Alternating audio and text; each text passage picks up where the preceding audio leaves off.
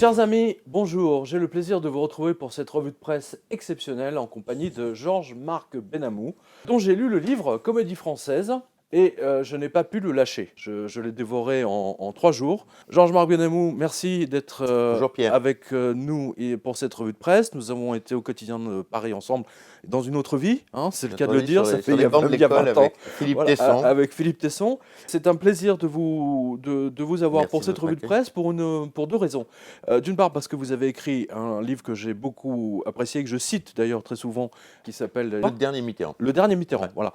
Donc qui était absolument extraordinaire. Le film était extraordinaire. Ça nous donnait un Mitterrand absolument étonnant. Vous avez accompagné François Mitterrand quasiment jusqu'à ces derniers jours, on peut dire ça. On peut dire ça comme ça. Georges-Marc Benamou, bonsoir. C'est vrai qu'à la fin de sa vie, j'étais très copain avec François Mitterrand. Je sais pas si c'est le mot, mais enfin, Ouais. on s'est- J'étais son confident. disons qu'on dit ça, oui. C'était ça. Enfin, moi, Ouais. je suis confident, Ouais. ami, journaliste. Mhm. J'ai jamais été conseiller spécial, Hum, ministre du budget, hum. médecin. Ouais. Moi, je suis un individu libre. Et chose absolument étonnante, d'ailleurs vous le dites dans votre livre, qu'est-ce qui fait dans mon destin que je dois accompagner des présidents, puisque vous êtes devenu le collaborateur de Nicolas Sarkozy avant qu'il soit élu à la présidence de la République. Et donc vous racontez dans ce livre Comédie française, alors comédie je ne sais pas si c'est un bon titre, parce que waouh, c'est quand même assez space, hein. Vous racontez effectivement comment vous êtes arrivé à croiser Nicolas Sarkozy, comment vous avez commencé à lui donner des idées qu'il a incorporées dans sa campagne en 2007. Et ensuite, vous racontez donc ce qui se passe à l'Élysée. Et puis, d'un seul coup, vous racontez votre disgrâce. Et vous racontez, bien entendu, toutes les manigances de palais, toutes les intrigues comme du temps de Louis XIV, un peu à la Saint-Simon. J'ai beaucoup aimé votre livre, sincèrement. On ne vous aurait pas invité pour un livre mauvais, hein, vraiment. Ça je vous vaut connais. pas le coup. Ça vaut pas le coup. Alors, et puis, il y a plusieurs passages qui m'ont marqué. Vous racontez, à un moment donné, que Nicolas Sarkozy a pété un plomb. Vous voyez dans ses yeux comme une sorte de folie, comme si c'était quelqu'un d'autre, comme s'il était possédé, hein, je dirais, c'est comme ça que je l'ai ressenti, hein. Et est-ce que vous pouvez nous raconter cette anecdote? Alors, je précise que justement, en votre honneur et de Nicolas Sarkozy et son retour, je me suis bien entendu pris quelques accessoires, oui, avec une bague très bling bling, hein, voilà. Vous n'avez pas la Ferrari ni le boutin. Voilà, n'avez j'ai pas pas, mis le le boutin, boutin. j'ai pas mis le boutin. Cette anecdote, oui, elle m'a saisi parce que c'était au début de la campagne. J'avais rejoint l'équipe depuis peu de temps. Et avant une réunion, tombe la nouvelle de Johnny Hallyday qui décide d'aller s'exiler fiscalement en Suisse. De retour d'exil fiscal. Dès dimanche soir, Johnny Hallyday se montrait comme un des premiers supporters de Nicolas Sarkozy. Nicolas Sarkozy tiendra parole. J'en suis certain, j'en ai encore parlé avec lui tout à l'heure. Ce qu'on vous a fait perdre de plus précieux, cher Johnny. Ce qui va changer, c'est le bouclier fiscal, c'est-à-dire le montant maximum de l'impôt versé à l'État.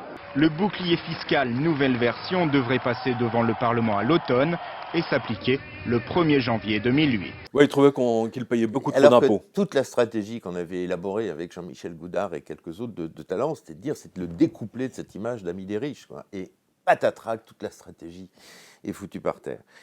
Et là, j'arrive à la réunion en disant, c'est une catastrophe. Et à un moment donné, je prends la parole, je dis, et puis, qu'est-ce qu'il faut faire sur cette histoire de Johnny Hallyday? On peut pas, un futur président de la République ne peut pas applaudir à quelqu'un qui fait de l'évasion fiscale en Suisse. Utile le talent de Johnny Hallyday. Et là, c'est la première fois que j'ai découvert une colère absolument dévastatrice du personnage, quoi, contre tout bon sens politique. Il a explosé sur le mode « je n'ai pas peur ». Moi, je suis courageux. Moi, je défends les riches. Si les riches sont riches, c'est qu'ils ont du mérite. Enfin, c'est une sorte de grand délire verbal, comme ça, assez impressionnant, assez dévastateur, qui m'a effectivement saisi, qui m'a fait moi-même ébranlé.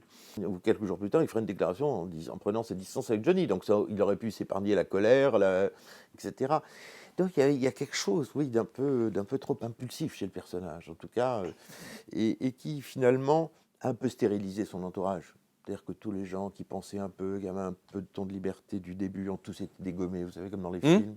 Ils ont été remplacés par Patrick Buisson, qui lui avait plus de talent la manœuvre du prince. Oui, on comme a dit vu ce que, Machiavel, on a vu ce que ça jusqu'au donnait. moment où on l'a trouvé avec le téléphone enregistreur dans la poche. On commence par le canard enchaîné qui révèle donc que Patrick Buisson, l'ancien conseiller de Nicolas Sarkozy, a enregistré nombre de ses conversations avec l'ancien président à l'Élysée. Qu'y a-t-il exactement dans ce qui est retranscrit dans le canard? C'est une première dans l'histoire de la Ve République. On voit donc un conseiller du président de la République qui l'enregistre à son insu et là il a des conversations donc effectivement sur François Fillon, sur Brice Hortefeux notamment. On a une conversation là qui est dite où Nicolas Sarkozy dit je ne veux pas finir comme Daniel Vaillant avec Jospin en parlant de Brice Hortefeux. Et là on a Patrick Buisson qui lui dit mais il est un peu inhibé sur le plan de l'immigration, c'est-à-dire qu'il n'en dit pas encore assez parce que évidemment on sait que Patrick Buisson, il faut quand même le savoir, est celui qui aime et qui veut absolument réunir la grande droite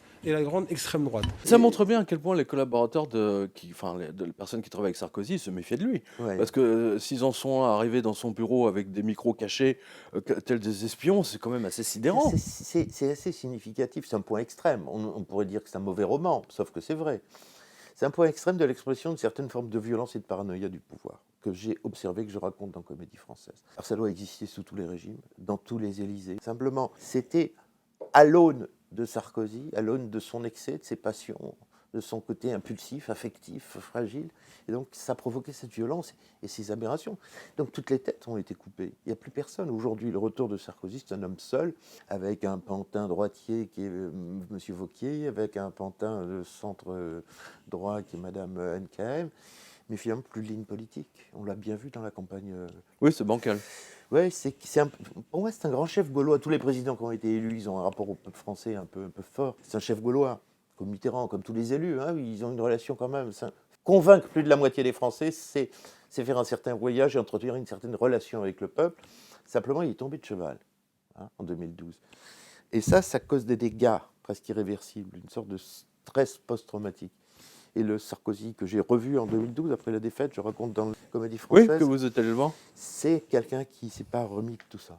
D'où l'impression de mauvais remake, de retour, de encore lui, les grosses ficelles qu'on a tous quand on le voit à la télévision en ce moment. Nicolas Sarkozy a été élu à la présidence de l'UMP, mais avec un score plus faible que prévu. Et Bruno Le Maire s'est posé en outsider incontesté du grand parti de droite français. Alors que les sarkozystes tablaient sur un score de 70%, leur candidat n'obtient au final que 64,5% des voix. Son entourage est même pire que lui, quasiment, à vous lire. Oui, c'est pas mal, hein, c'est assez gratiné, oui. Et vous racontez justement que son chef de cabinet, Monsieur Guéant, Secrétaire général. Secrétaire général, Ouais. pardon, Monsieur Guéant. Ça a beaucoup d'importance, il ne faut pas se tromper. Oui, on est bien d'accord. Sur les titres. C'était un peu le Jacques Attali de Mitterrand. Est-ce qu'on peut comparer les deux? Quelles sont les grandes différences entre Mitterrand et Sarkozy? Je conclue un peu là-dessus. Je pense qu'on a eu un cycle de la Ve République qui s'arrête avec Mitterrand. On aimait ou on n'aimait pas Mitterrand. Hein. Hier, vous avez dénoncé, comme jamais, ceux qui ont accepté, disiez-vous, de livrer au chien l'honneur d'un homme et finalement sa vie. De livrer au chien. La phrase est forte. C'est celle qui m'est venue naturellement sous la plume. Elle était écrite, je me dis, oh, c'est peut-être un peu fort. D'autant plus que j'aime beaucoup mieux les chiens que les gens auxquels je pense. Mais finalement, j'ai dit, ben non. J'exprime ce que je pense. Et qui sont ces accusateurs dans votre esprit? Qui sont ces chiens?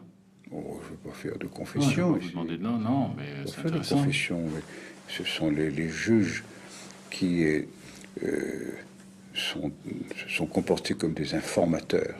Et c'est considérer cela, ce manquement, comme... il suffit de recourir à la Déclaration des droits de l'homme et des citoyens pour y trouver condamnation. C'est un des droits fondamentaux de l'homme. Et pourquoi il est oublié?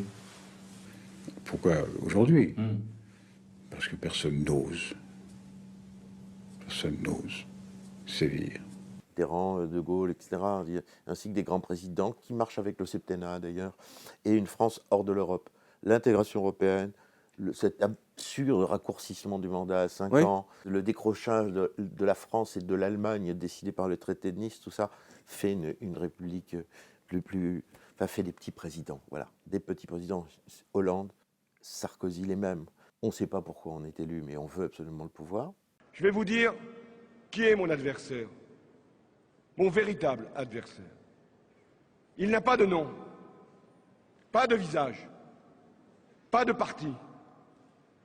Il ne présentera jamais sa candidature. Il ne sera donc pas élu. Et pourtant, il gouverne. Cet adversaire, c'est le monde de la finance. C'est le même processus. Une fois qu'on arrive au pouvoir, les bonnes résolutions sont vite oubliées car il faut se maintenir au pouvoir absolument et ne rien faire. Parce que si on fait quelque chose, le peuple français risque d'être un peu rugissant et de vous foutre, de vous désarçonner. Et au bout de 2 ans, on essaye de se faire réélire. On parle de primaire comme aujourd'hui. Donc c'est le système américain d'ailleurs. Vous n'avez pas remarqué que c'est le système américain nous est imposé et stérile. Dans les deux parties d'ailleurs. Sauf que bizarrement, le système américain est plus démocratique parce qu'il y a un contrepoids parlementaire assez fort, bizarrement, dans le système présidentiel. La concentration excessive des pouvoirs et l'affaiblissement excessif de la France, ça donne la comédie française. C'est-à-dire un monarque shakespearien qui est tout dans l'apparence et qui, au fond, est une chic molle, quoi. Une marionnette, c'est ça que vous voulez dire? Un roi sans pouvoir, un roi nu. D'accord. Donc aujourd'hui, en fait, nous avons un roi nu, un autre roi nu. Et cette impression de vous à la tête de la France. Vous sentez à gauche comme à droite, cette impression que ça n'enclenche pas.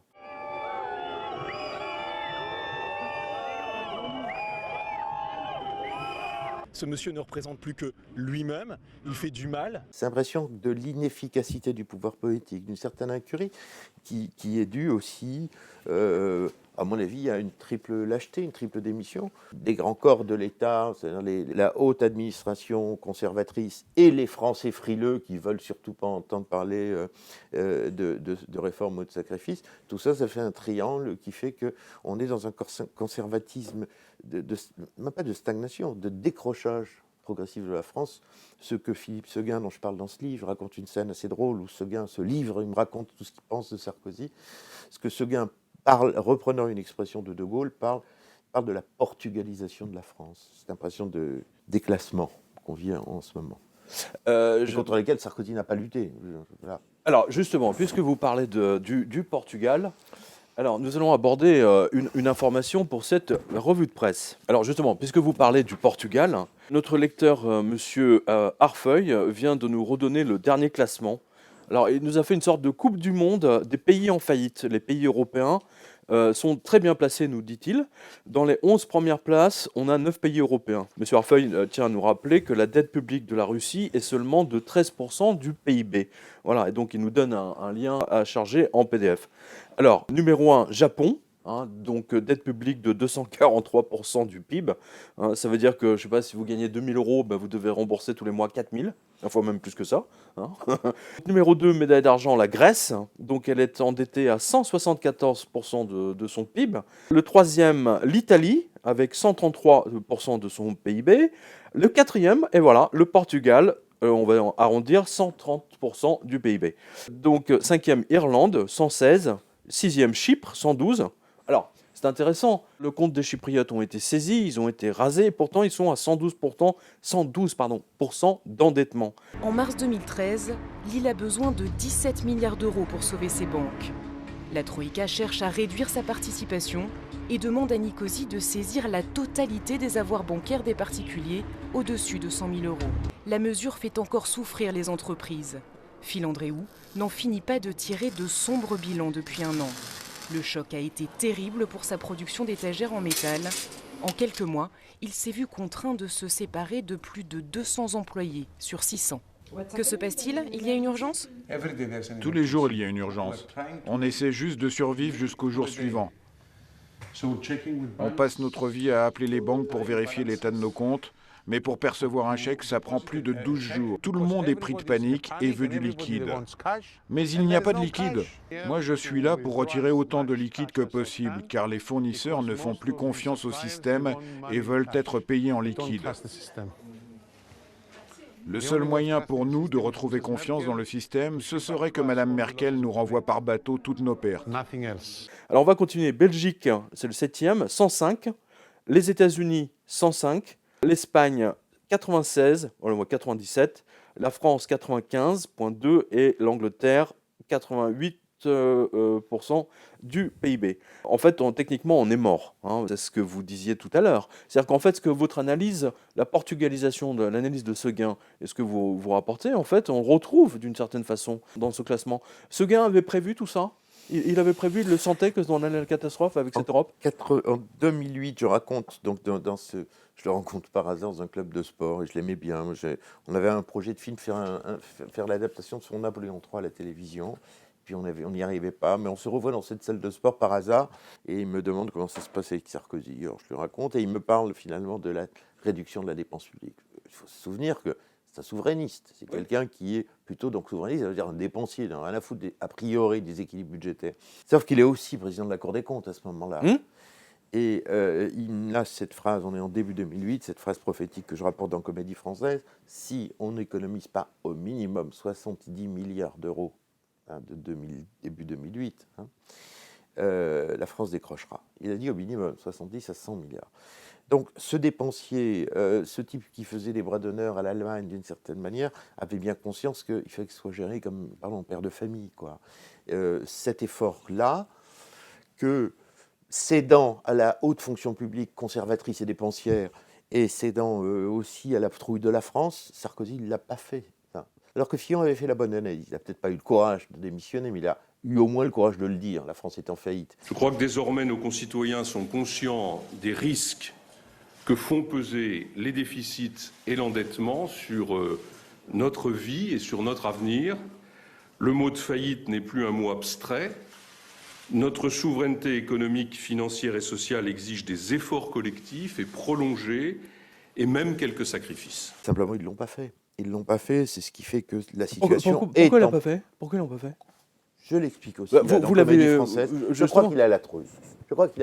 C'est la peur, c'est quoi ? Il a peur de la révolte des Français, c'est la peur de la révolte des Français. C'est Chirac et Juppé se sont fait avoir en 95. Ils ont voulu trop en faire et ils ont mis la France dans la rue. Le pays s'est bloqué et ils ont reculé. Et donc, il ne m'arrivera pas ce qui arrive à Juppé. Donc, je fais pas grand-chose, ou je fais rien, ou je fais relativement indolore, ou je donne le sentiment de la comédie de la réforme. Je pousse des coups de gueule, je m'engueule dans une dramaturgie très réglée. Je veux dire, je m'engueule avec la CGT, je menace, etc. Mais il ne va jamais trop loin. Vous voyez, sur les retraites. Oui, bien sûr. La comédie de la réforme. Fillon veut aller beaucoup plus loin, 63, 64 ans, régler le problème pour plus longtemps. Non, lui, conseil de prudence de Raymond Soubi, 62 ans, et je fais un pacte avec la CGT. Et donc, on est dans la dramaturgie de la réforme. On excite la gauche, et la gauche institutionnelle, parlementaire, va tomber dans le panneau et donner le sentiment que Sarkozy est un réformateur, donc ça conforte son image, et ça conforte la droite. Mais en fait, c'est pas passé grand-chose. Aujourd'hui, près de 7 ans après votre disgrâce, c'est-à-dire une éternité en politique, vous sortez ce livre. C'est quoi ce livre, Comédie Française chez Fayard ? C'est une vengeance, c'est une thérapie, c'est un moyen de vous blanchir de vos années Sarkozy ? Non, pas du tout. C'est justement le contraire des livres faits à chaud. C'est vrai qu'on en revient en tirant des leçons sur ce qu'est la société française, la manière dont se prennent les décisions, la manière dont elles ne se prennent pas, la manière dont Sarkozy a pu renoncer. Vous racontez la propension de Nicolas Sarkozy à insulter les ténors de son propre camp. Raffarin, il faut se méfier de cet homme, c'est une hyène, la hyène de la droite. Copé, cette petite frappe. Dominique de Villepin, c'est l'autre cinglé. Valérie Pécresse, elle est trop bourge. Vous avez compris sur quelle ligne il est revenu, Nicolas Sarkozy ? C'est plus la ligne Buisson, mais c'est laquelle ? Écoutez, j'en sais rien. C'est de la ligne mon retour, moi pour ma gueule, quoi. Moi d'abord, quoi. Ce qu'on peut regretter. Vous l'avez vraiment pas trouvé changé ? Non, pas du tout. Les grandes réformes structurelles, qu'on soit d'accord ou pas, qui auraient pu remettre la France dans une course économique, etc., n'ont pas été faites. D'accord, donc on est techniquement condamné selon vous ?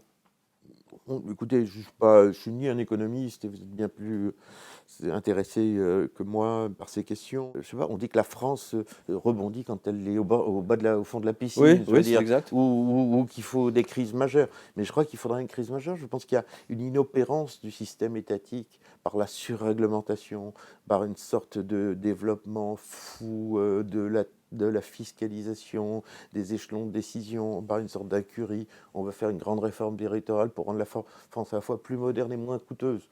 Elle va être pas tellement plus moderne et tout aussi coûteuse. Nous apprendons tout ça en 2 mois. Le sentiment que le pouvoir politique ne peut plus rien. KM hat die Zollverwaltung zusätzlich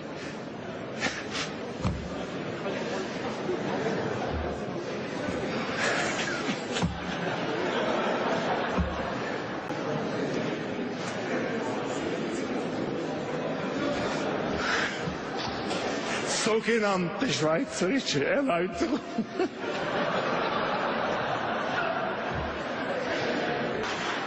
Zum Zolltarif publiziert. Danach werden gewisse Erzeugnisse noch im Kapitel 2 eingereiht, denen bei der Herstellung Würzstoffe zugesetzt worden sind, sofern dadurch der Charakter einer Ware dieses Kapitels nicht verändert wird. Klammer zum Beispiel.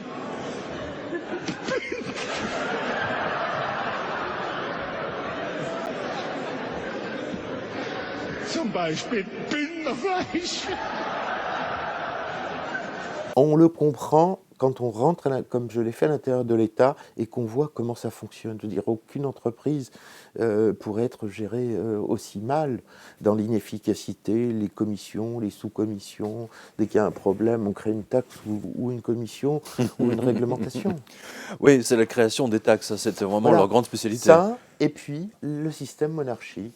Le roi est impuissant, mais il a quand même une cour, il est conseiller, il a une épouse qui décide de la constitution du cabinet à l'Élysée, je l'ai vu faire, et du gouvernement. Et quand l'épouse change ou la favorite change, on change le cabinet de l'Élysée, on change le gouvernement. Ça s'est passé sous Hollande avec Madame Trierweiler, ça s'est passé sous Sarkozy avec ses deux différentes épouses. Et cette permanence monarchique dans ce pays qui est un régime d'exception en Europe, hein. Il n'y a pas d'autres régimes aussi centralisés où le président a autant de pouvoir. Ça crée quoi? Ça crée de l'impuissance et du mécontentement. Alors justement, votre commentaire sur l'Institut Peterson. Alors si vous n'êtes pas au courant, l'Institut Peterson, c'est un think tank américain basé à Washington, bien entendu, comme tous les think tanks. Il fait partie de cette think tank qui veulent que la France se débarrasse de son arme nucléaire. C'est eux qui demandent à ce qu'on ait plus d'armée, etc. Et alors justement, la dernière, un monsieur qui s'appelle Kierkegaard, comme le philosophe, hein, mais ça veut aussi dire cimetière en suédois, je crois, Monsieur Cimetière. Donc, Monsieur Cimetière donc, demande à ce que la France supprime l'Élysée. Alors, vous qui avez fréquenté l'Élysée aussi bien sous la gauche que sous la droite, et vous en connaissez le fonctionnement de A à Z, quel est votre sentiment là-dessus, sur les Américains qui demandent la suppression de l'Élysée? C'est grotesque qui s'occupent de leurs affaires à eux. Je ne connais pas ce monsieur Kierkegaard ou Peterson, etc. En revanche, qu'on ait une vraie réflexion sur l'évolution de la Ve République. Vous savez, la Ve République, qui était un modèle d'équilibre voulu par De Gaulle et Debré, elle a vieilli. Et puis elle s'est, comme les voitures, elle s'est customisée, on lui a mis des phares, on lui a raccourci ceci, on lui a rallongé ceci, on a créé un certain nombre de contre-pouvoirs, etc. Donc elle est customisée, mais ils l'ont un peu abâtardée. Donc il faudrait retrouver, faudrait qu'il y ait une vraie réflexion sur les institutions. Je veux dire, est-ce qu'il faut un président arbitre ou un président acteur? Est-ce qu'il faut 5 ans ou 7 ans? Est-ce qu'il faut vraiment que les législatifs s'accordent avec les présidentielles? Est-ce qu'il ne faut pas de la proportionnelle? Je pense qu'il y a quelque chose qui ne marche plus dans l'État français et il faut trouver plus d'efficacité et plus d'incarnation. Il y a beaucoup d'hypothèses, mais je pense qu'il faut, tout en gardant la spécificité française, rentrer dans un régime plus transparent, plus moderne, plus efficace, à la manière de certaines démocraties européennes. Laquelle? Quelle est la démocratie européenne qui conviendrait le mieux, par exemple, au fonctionnement de la France? Excusez-moi, moi, les nominations que je vois, ou ce que je vois de l'Allemagne ou de l'Angleterre, c'est pas plus aberrant et c'est pas plus inefficace que ce qui se passe en France. Je ne pense pas qu'il y ait de modèle absolu. Il y a moins de courtisanerie dans les nominations en Allemagne. Il y a plus d'efficacité dans certains contrôles parlementaires en Angleterre. Non, je pense qu'on peut... Oui. Plus d'efficacité et plus de démocratie. Justement, c'est intéressant. Pour enchaîner avec ce que vous dites sur une sorte d'anesthésie de la France dans laquelle il ne se passe plus rien. Là, on a une information, donc tout va très bien, hein, dans le meilleur des mondes. Madame la marquise, et justement, une marquise allemande a été désignée pour, écoutez bien, liquider les banques européennes en faillite. Alors que ces crétins de banquiers politiques et financiers nous expliquent que tout va bien et que nous n'avons pas à nous inquiéter, Monsieur Brugier a vu que Madame Elke König a été choisie par ses pairs pour présider à la commission de mise en faillite des banques de la zone euro. Tout va bien, mais on a déjà creusé le trou. Hein. Les croque-morts sont prêts, le cercueil est prêt, tout est bon, on va enterrer le Société Générale, etc. Les banques. Bref, donc c'est bien ça, la mise en faillite des banques de la zone euro. Voilà, à part ça, tout va effectivement pour le mieux dans le meilleur des mondes. Et c'est même dans Libération, Je ne sais pas si vous vous rendez compte. Libération, journal qui n'a pas vu que Wall Street a explosé en 2008 déjà, et que depuis, ce sont que misère et austérité. Il faut dire que Libé était à l'époque financé par un banquier de la Rothschild, donc il importe de donner d'autres informations aux gueux, mais surtout pas financières. À mon avis, c'est soit un débutant qui a collé ses dépêches de l'AFP, soit un acte de résistance interne, ce qui est fort possible. Je vous lis Libé, hein. Enfin, l'AFP. Ce conseil est un des éléments du mécanisme unique dit de résolution des banques de la zone euro, avec un fonds financé, blablabla. Bla, bla, bla. Bref, Madame Koenig, 60 ans, est actuellement directrice de l'autorité allemande des marchés financiers. Voilà, et donc on a le nom de ses adjoints. C'est intéressant, donc la crise financière, Sarkozy se l'est prise en pleine tête. Il a bloqué la totalité des journaux. Je me souviens de la grève qu'il a fait provoquer avec son ami Lagardère pour qu'aucun journal, parce que le syndicat de la CGT, le syndicat du livre CGT, s'est réveillé à 3h du matin. Les mecs, il a fait un cauchemar, il s'est réveillé, il s'est dit, bon tiens, on va faire grève. Et à 3h du matin, toutes les imprimeries se sont arrêtées. Et le jour où Wall Street a explosé, il n'y avait pas un journal. Pas un.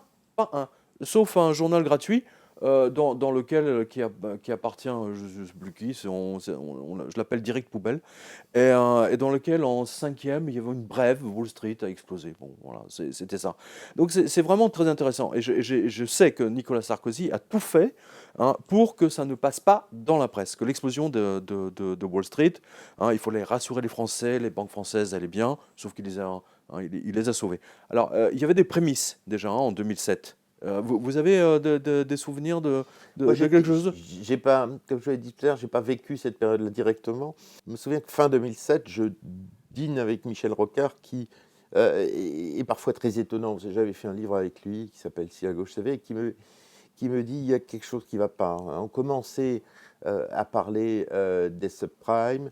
Et il était très inquiet et il m'a fait un tableau assez apocalyptique de ce qui pouvait se passer. C'était quand exactement? À la manière de Michel Rocard. On est octobre ou novembre 2007. 2007, d'accord. Oui, 2007. Oui, c'est ça, un an avant. Donc. Un an avant. Et donc on voit bien que le gouvernement était parfaitement informé de ce qui se passait. Si Michel Rocard est au courant. Oui, Michel Rocard, c'est vrai qu'il est particulièrement intuitif là-dessus. Et parfois il a raison, parfois il a tort. Permettez-moi de rappeler que de 1945 à 1972 ou 13, il n'y a jamais, ça fait près de 30 ans, jamais eu de crise financière. Pas de crise cyclique. On savait faire. On a méthodiquement cassé tous les régulateurs qui empêchaient ça depuis. Et maintenant, nous avons retrouvé une grande crise cyclique tous les 4 ou 5 ans, c'est vrai. Il y a eu en 2007-2008 une explosion mondiale terrible qui a commencé aux États-Unis. C'était une crise de la finance purement privée. Purement privée. Les États n'y étaient pour rien. Mais nous étions déjà dans un système qui encourageait les États à s'endetter. On a décidé au G20, proposition Sarkozy d'ailleurs, et on a décidé de faire intervenir les contribuables, les États, pour empêcher les banques de s'écraser plus complètement. On a donc presque créé une nouvelle crise, celle de la dette souveraine, qui n'existait pas avant, parce qu'on a aggravé les situations. Il y avait moyen de faire autrement ? Rappelons-nous quelque chose. La Banque de France a été créée en 1801 et jusqu'en 1974, ça fait quand même du temps, oui, elle finançait l'État sans intérêt. Sans intérêt. Si on était resté là, aujourd'hui, avec tous les emprunts qu'on a fait depuis, puisqu'on emprunte tous les ans, la dette publique française serait de 16 ou 17% du produit national brut. Mais en 1974, on a eu une loi stupéfiante qui s'appelle la loi bancaire, qui a interdit à l'État de se financer sans intérêt auprès de la Banque de France et qui a obligé notre État, nous faisions comme les Allemands, tout le monde, c'était un peu la mode, c'était une façon de penser. On a obligé les États à aller se financer sur le marché financier privé à 4 ou 5%. Et du coup, notre dette, elle est maintenant à 90-91% du produit national brut. C'est un peu effrayant. La note s'est moins augmentée du surplus post-Lehman Brothers, que j'évoquais tout à l'heure.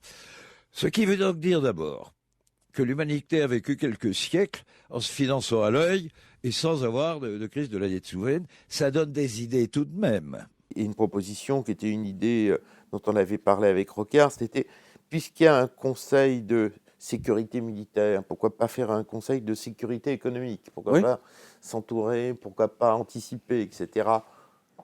Mais la politique, vous savez, faut pas avoir raison trop tôt. Les politiques n'agissent que dans l'urgence ou devant la crise. Et donc, cette idée a été jetée à la poubelle, quoi, comme beaucoup d'autres. Non mais mine de rien, vous venez de nous donner une information capitale. Si Michel Rocard, donc en septembre-octobre 2007, donc vous en parlez à l'occasion d'un déjeuner, et donc vous faites comment dire, un tableau apocalyptique, En tout justement. cas, de la grande fragilité du système. Hein, oui, non mais justement, on a vu ce qui s'est passé depuis. Les Français ont été rétamés, lessivés par tous les impôts, taxes, etc. Hein, et ça continue. Vous avez vu on va en donner justement quelques-unes. C'est quand même extraordinaire que Sarkozy n'ait pas intégré ça. Qu'est-ce qui fait qui sont ces conseillers comment ces gens choisissent leurs conseillers? Est-ce qu'ils prennent vraiment ou c'est juste... Ils ne prennent pas les meilleurs. C'est juste les copains des copains, on prend le meilleur de l'ENA Ce qui domine, c'est le conformisme et le court-termisme. Hein. D'accord. Le conformisme, c'est quand même à l'ENA, sans vouloir mettre tous les énarques dans le même sens, dans le même sac, c'est quand même une école du conformisme. Donc on apprend à être conformiste. Deuxièmement, on est auprès du politique et on est court-termiste. C'est-à-dire, on pense à 1 mois, on pense à 3 mois, on pense déjà peut-être à 6 mois, mais c'est un horizon incroyable. Donc finalement, des gens qui ont des intuitions politiques fortes, qui ne sont pas fondamentalement étayées, on peut ne pas les entendre, on peut ne pas les écouter, parce que justement, court-termisme, conformisme font que, il vaut mieux, il y a une certaine frivolité comme ça dans la gestion des choses. Il faut être un homme d'État pour saisir des choses importantes, pour séparer le bon grain de l'ivraie, parce qu'il y a beaucoup de mauvaises nouvelles qui arrivent. Et puis, il y a aussi une dimension qui est importante, c'est qu'on n'amène jamais au prince, au sens où l'entendait Machiavel, de mauvaises nouvelles. D'accord. Ah oui. Ah parce que oui, c'était dans une... Oui, il n'y a que des bonnes nouvelles. Des bonnes nouvelles. C'est le porteur de mauvaises nouvelles. Le porteur de mauvaises nouvelles, on lui coupe la tête dans l'histoire grecque. Oui, oui. Donc, on ne donne que des bonnes nouvelles. Ça, c'est très important. D'accord. Non, mais ça fonctionne encore comme ça. C'est la comédie française. Oui, c'est absolument. Non, mais je sais, je l'ai lu avec beaucoup d'attention. D'ailleurs, vous dites le sentiment d'imposture dont je parle est le bizarre reflet de soi. La distorsion entre le regard sur le puissant que je suis censé être et ma vérité de petite chose perdue dans le palais. Alors, vous racontez dans le livre que quand vous avez été nommé, etc., vous avez vu à la télé, blablabla, donc tout ça a été très bling-bling, hein, ding-ding, et vous racontez que tout à coup, vous retrouvez, des gens vous appellent, que vous avez perdu de vue, qui tout d'un coup sont vos meilleurs amis, etc. Vous pouvez nous raconter ça? Il y a ce que j'appelle une poussée balsacienne. Je raconte avec un peu d'humour, en me moquant de moi aussi. Une poussée balsacienne. C'est-à-dire, il faut se souvenir, c'est pas maintenant, on est en 2007. Sarkozy était c'est pas si vieux que ça. Oui, mais Sarkozy, l'ambiance était différente. Sarkozy était élu 54%, un enthousiasme incroyable. 20h, Salgavo, les milliers de supporters de Nicolas Sarkozy apprennent la victoire de leur champion. Parfois les nerfs lâches avant l'arrivée du nouveau président pour son premier discours de chef d'État. Par-delà les divergences d'opinion, il n'y a pour moi qu'une seule France. Je veux leur dire que je serai le président de tous les Français. Il faut se rendre place de la Concorde. Seul accès possible, le jardin des Tuileries. 30 000 personnes attendent en musique. C'était un jeune Bonaparte, c'était notre Kennedy, le couple magnifique, les enfants blonds, tout ça, c'est rentré à l'Élysée. Dans le sillage de Sarkozy, on reprend une expression du grand Saint-Simon, on est fait duc, nous. Vous êtes conseiller de première classe au palais, vous avez le droit à une voiture, mais pas n'importe quelle voiture. On peut la choisir sur catalogue, etc. Qu'est-ce que vous avez choisi? J'ai une petite Peugeot, mais en général, c'était les Velsatis les plus gros du succès. Oui, à l'époque, oui. On vous dit, attendez, monsieur, il faut un chauffeur, mais non, il ne faut pas un chauffeur, il en faut 2 de chauffeurs. Parce que peut-être avec votre milieu de 3, vous comprenez, les 35 heures, patati patata. Moi, je ne veux pas 2 chauffeurs. J'ai dit, écoutez, j'en ai pas besoin, je conduirai moi-même. Ah non, monsieur, non, vous allez dérégler la machine. Donc, il faut dépenser. Puis, on vous donne 2 téléphones, et puis, on vous donne 4 secrétaires. Il y a un train de vie qui remonte, qui s'inspire de Louis XIV et qui n'est pas en conformité avec une certaine simplicité d'État, une efficacité, alors qu'on protège le ministre de la Défense, le ministre des Affaires étrangères, etc., mais que le secrétaire d'État, je ne sais pas quoi, à la condition, je ne sais quelle... Féminine. Non, et des gardes, des chauffeurs, des trains de vie, prennent l'avion aux frais du contribuable. Voilà.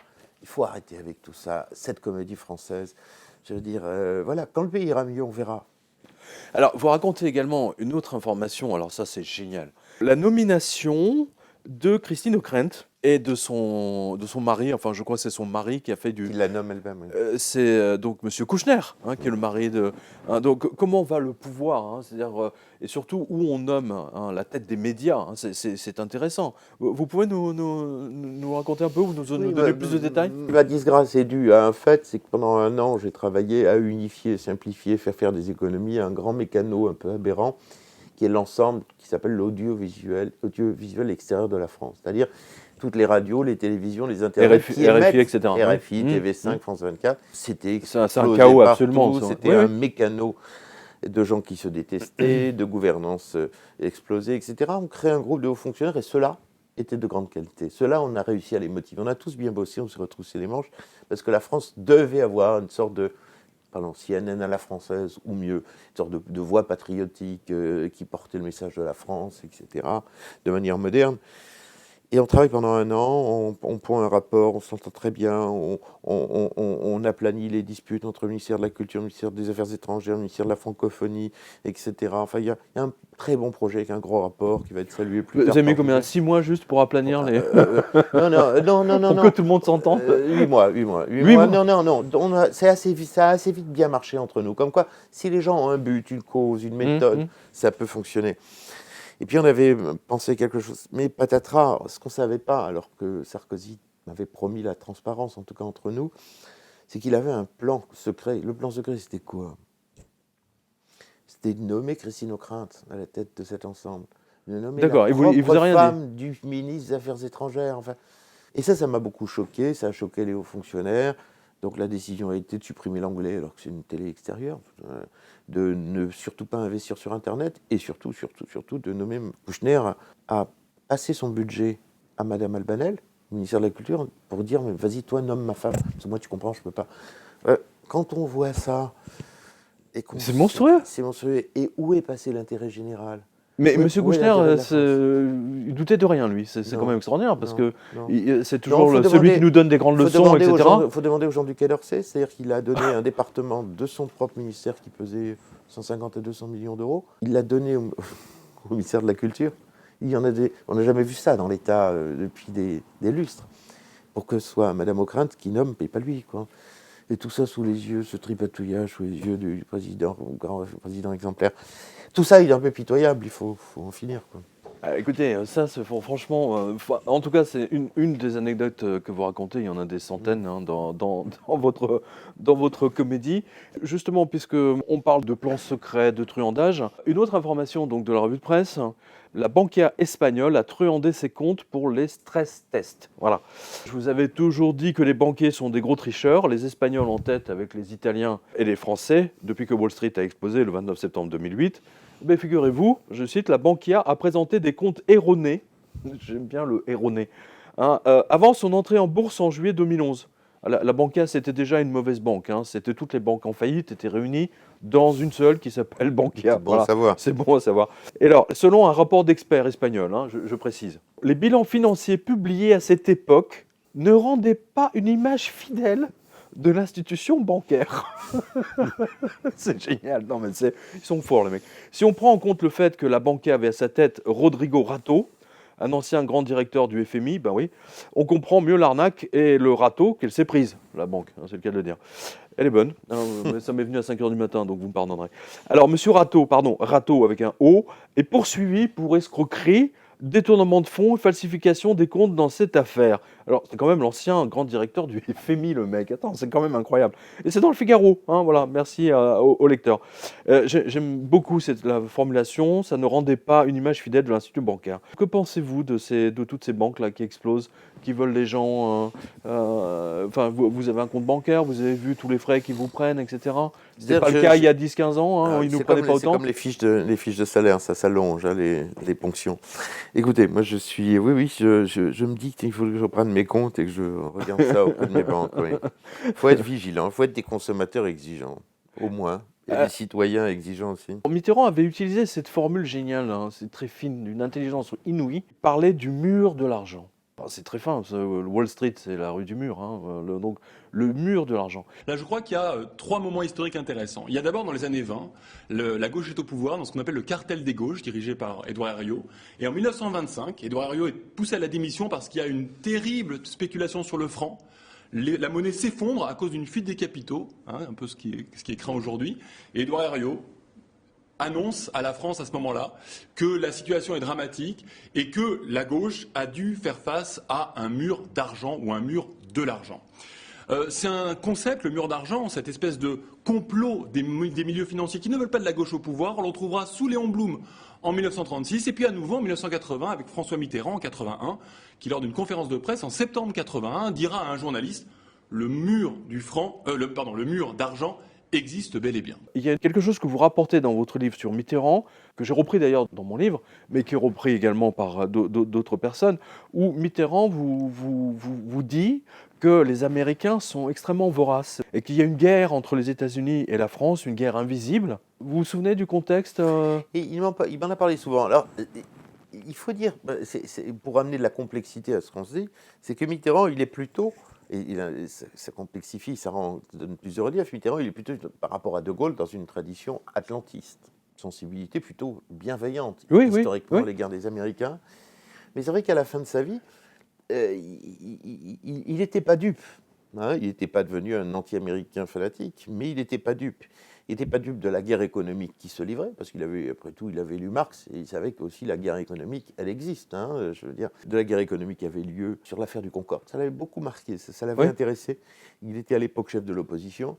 La manière dont les Américains avaient tué le Concorde. Je rappelle pour nos spectateurs, ils avaient voté des lois anti-bruit, disons, donc ce qui interdisait en fait au Concorde de survoler le territoire des États-Unis à vitesse supersonique. C'était une arnaque, quoi. C'était pour empêcher que le Concorde prenne tout le marché à Boeing. Hein, sur New York, San Francisco, New York, Los Angeles, etc. Je crois il faut être, même si on n'est pas anti-américain, il ne faut pas être naïf. Oui, l'économie mène le monde, les Américains sont voraces, les Européens devraient en faire autant.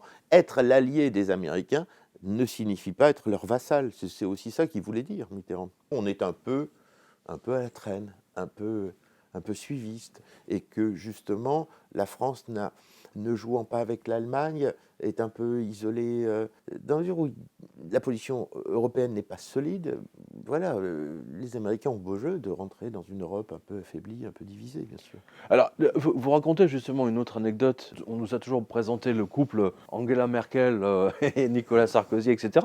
Mais en fait, derrière les rideaux, ça ne se passait pas si bien que ça. À un moment donné, je crois que même la chancellerie allemande avait protesté contre le fait que Sarkozy tripotait un peu trop, il touchait trop la chancelière. C'est quand même assez extraordinaire. Choc de personnalité, vous voyez, cette protestante née en Allemagne de l'Est, qui a été élevée dans des jeunesses communistes, je crois, face à cet homme, effectivement, qui vient la tripoter, etc. Il y avait déjà un peu d'électricité dans leur rapport. Ils ne se comprenaient pas. Enfin, il la regardait. En fait, c'est deux mondes, effectivement, aux antipodes. Et je crois qu'effectivement, elle n'a pas compris. Et lui, non plus. Il n'a pas eu l'intelligence du rapport avec elle. Et ça n'a jamais bien fonctionné. Là-dessus, deuxième élément, c'est qu'il y a eu des attaques assez violentes de certains de ses conseillers, dont Henri Guénaud, carrément, je mets beaucoup de guillemets, anti-Bosch, quoi. Et tout ça, c'est revenu aux oreilles des Allemands, de l'ambassadeur de France en Allemagne, qui a été gêné. Dites respecter la règle, mais encore une fois, on n'oblige pas l'économie à respecter une règle. Ça n'a aucun sens. Les gouvernements, non, mais même les gouvernements, je ne peux pas décréter mon déficit. Et alors, coller une amende à quelqu'un parce qu'il est en déficit, alors là, c'est le comble de l'imbécilité, excusez-moi, ça veut dire qu'on va creuser le déficit du pays qui est en déficit. Donc ça, c'est parfaitement inapplicable et inacceptable de mon point de vue pour la France. Et c'est dans le pacte. C'est exactement ce que M. Sarkozy a négocié. Oui, mais très bien. Je ne comprends pas. Donc ça veut dire que je ne vais pas Monsieur Verhofstadt, je peux parler? Oui. Bon, merci, ça va. Hein, vous aussi, vous vous fâchez. Parce qu'il y a un moment où c'est bon. Je veux dire, on peut aussi faire un traité en disant chaque pays s'engage à avoir zéro chômeur. Hein, zéro chômeur. Et vous croyez que ce traité va pouvoir être appliqué? Bien, c'est pareil pour le déficit. Voilà. C'est la façon, ce qui se passe dans l'économie et dans la société détermine en grande partie le déficit et l'état de nos finances publiques. Et non l'inverse. Pour faire plaisir à M. Mélenchon, quand je vois comment on applique le traité de pacte de stabilité budgétaire, il m'arrive de regretter de l'avoir voté. Voilà, ça fera un point.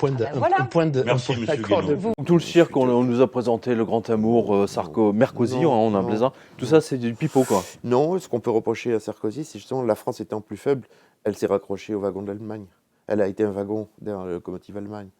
Derrière le grand cirque Merkozy, il y a quand même une France qui cède devant l'Allemagne. Et à mon avis, un découplage qui commence bien plus tôt, traité de Nice, où Chirac et Jospin avalisent ce décrochage entre la France et l'Allemagne, sur lequel Mitterrand nous a toujours exhortés. Il ne faut pas que ça décroche, il ne faut pas que le couple se déséquilibre. Donc ça commence là et finalement ça dégénère avec Sarkozy-Hollande. Justement, vous ne parlez pas trop de Chirac. Hein. Pourtant, on a l'impression, quand on regarde en arrière, que Chirac n'a pas fait grand-chose sur ce septennat. C'est comme on dit, un pape de transition, c'est un président de transition entre deux mondes, entre l'ancienne grande Ve République avec ses grands présidents et ses petits présidents aux allures de monarque déclinant. Et Chirac fait une époque où il ne se passe rien.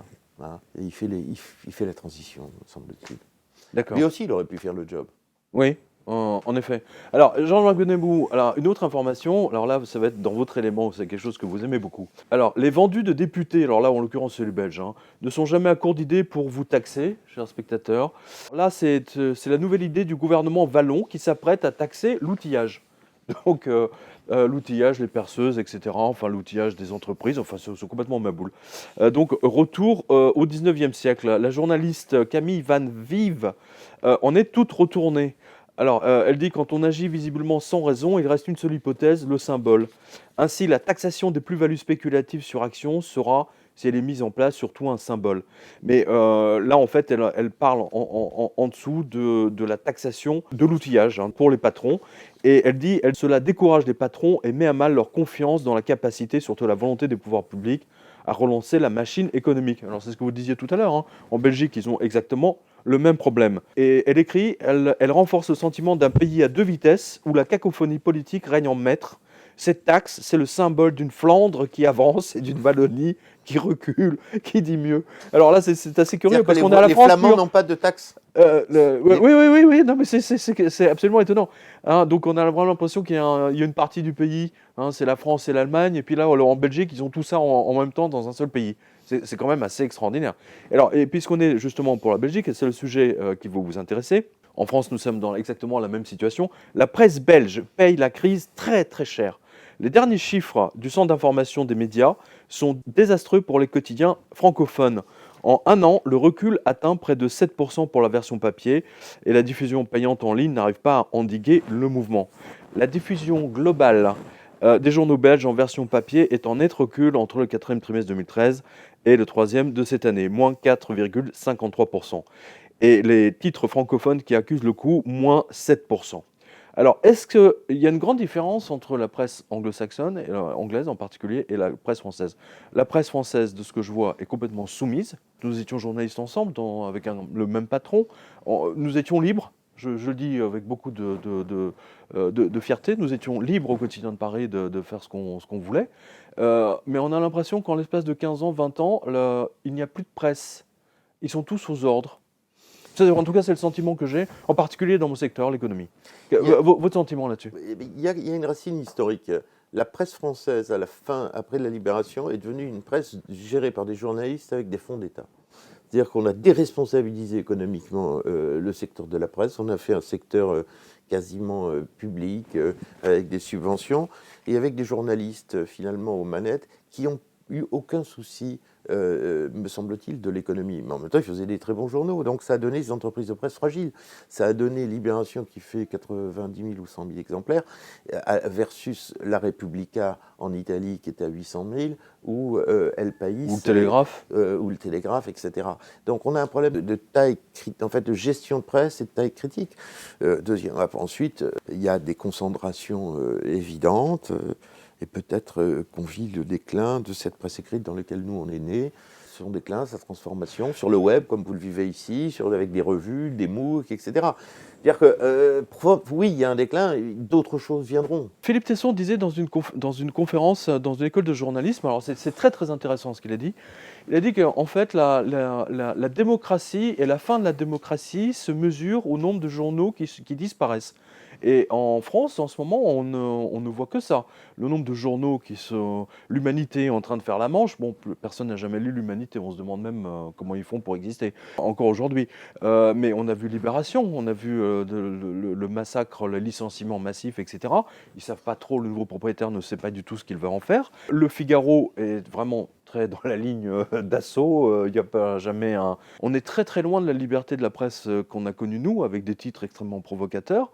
Vous n'avez pas le sentiment que c'est vraiment la fin d'un monde et le début d'un nouveau, c'est-à-dire sans esprit libre, et qui est dû justement à l'uniformisation de la télévision?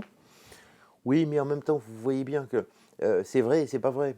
Uniformisation des gens qui disparaissent, mais il y a foisonnement sur le net, du bon et du moins bon. Ce qui est préoccupant, c'est que ces lecteurs payants, en tout cas fidèles, que la presse écrite perd, on n'arrive pas à les récupérer sur le net. Donc on est dans une mutation historique. Donc je ne suis pas Madame Soleil, je suis inquiet. Moi, j'ai de la nostalgie du temps où il y avait, que je n'ai pas connu, mais il devait y avoir après-guerre 20 ou 30 quotidiens parisiens. Oui, bien sûr. Hein, nous, on a été dans une époque où il y en avait encore 7 ou 8. Une dizaine. Ou une dizaine. Voilà, on voit bien à peu près. Une dizaine où le Libération, le quotidien faisait 70 000, 80 000, 100 000 exemplaires, etc. Oui. Le Libération était à 300 000, 400 000.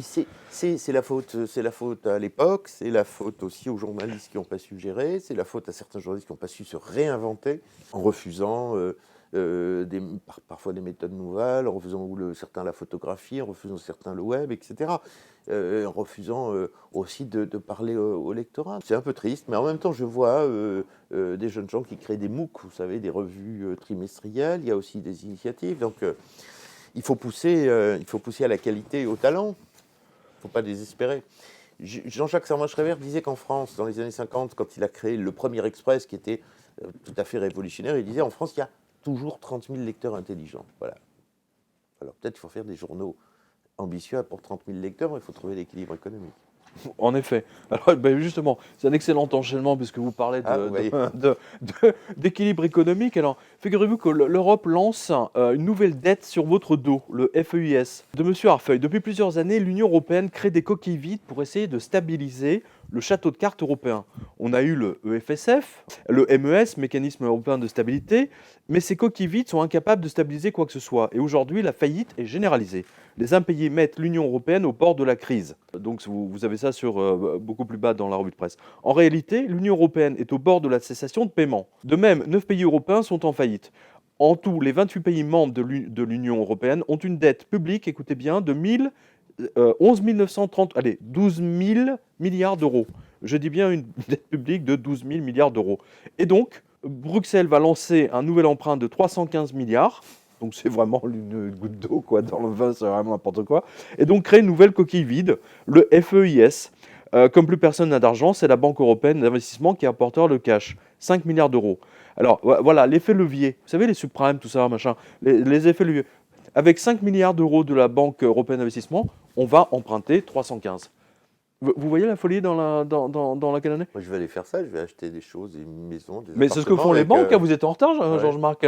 Ils ont laissé justement les gens s'endetter 5 fois, 10 fois le montant de leur capacité. C'est le principe même des subprimes. Ce que nous dit M. Arfeuil, et c'est que nous disent d'ailleurs les autres informations sur l'Union européenne, elle est en faillite.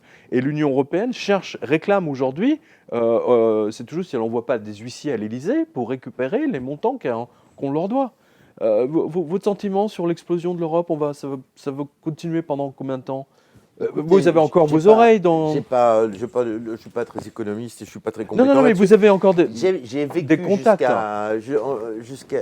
Dans mes conversations avec Mitterrand, avec le sentiment que l'Europe était une évidence, bâtie par nos parents ou nos grands-parents pour des générations solidement installées, pour des générations et des siècles. Hein, c'est un peu le sentiment qu'on avait. Oui, pour la paix, pour qu'il n'y ait plus jamais la guerre. Lui, il a connu la guerre. Donc, et Mitterrand me disait, vous la verrez, vous l'Europe, etc. On peut aujourd'hui se poser la question, je ne sais pas, est-ce qu'on la verra vraiment ? I've been here 15 years, but in the last 5 years, something really big has changed.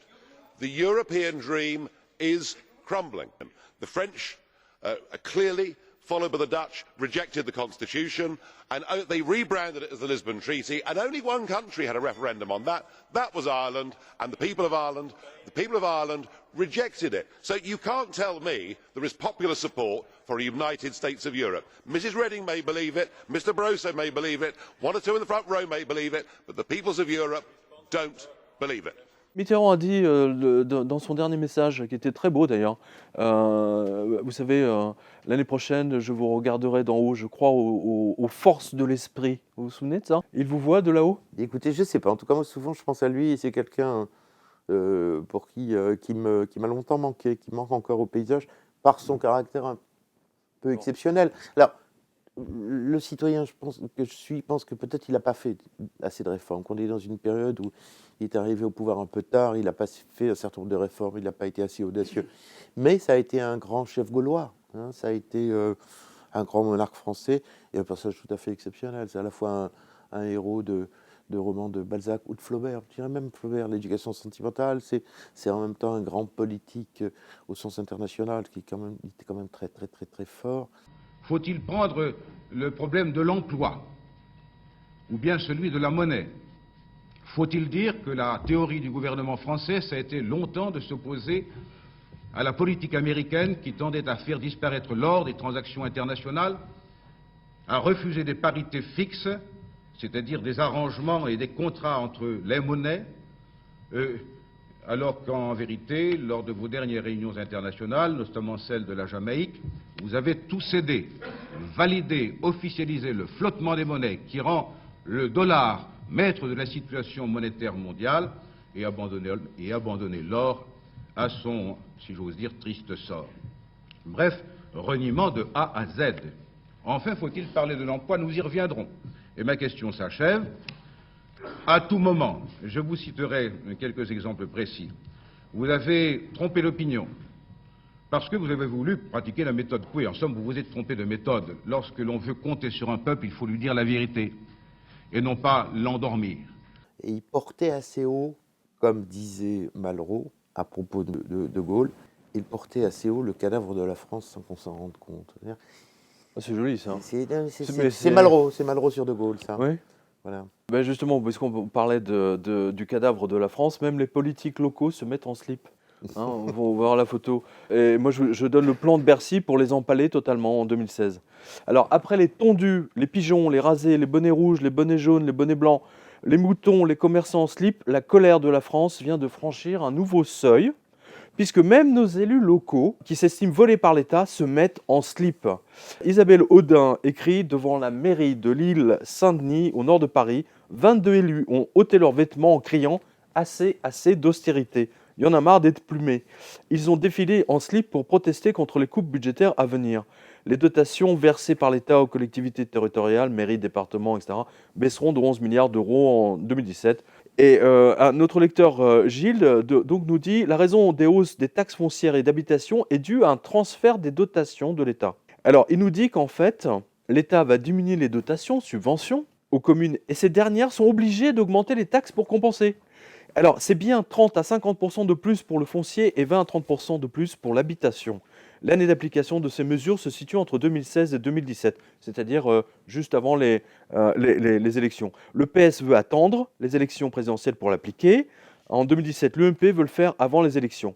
Alors, ce qui est grave ici, si vous voulez, c'est que ils augmentent systématiquement les impôts fonciers, etc. Mais cela met des gens, notamment des retraités, dans une situation absolument épouvantable parce qu'ils ne peuvent plus payer leurs impôts. Et comme en Grèce, le plan qu'on a vu en Grèce, eh bien, ils sont obligés de vendre leur appartement ou leur maison pour payer leurs impôts. C'est une phénoménale mise en vente et spoliation des Français qui se préparent avec ces histoires de déport de budget pour faire croire que l'État est encore habillé. Les contribuables, nous donc, recevons en ce moment nos impôts locaux.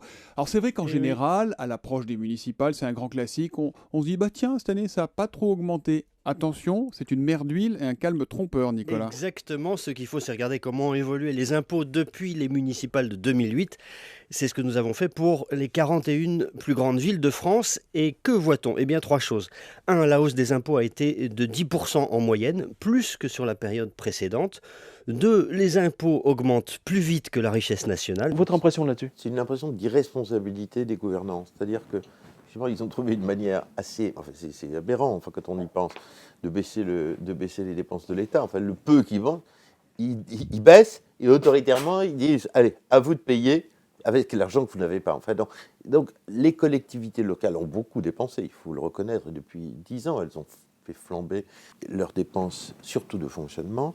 Mais l'État joue un jeu de con en disant « écoutez, nous, on s'en débarrasse, vous en débrouillez. » Enfin, c'est comme s'il y avait 3 budgets.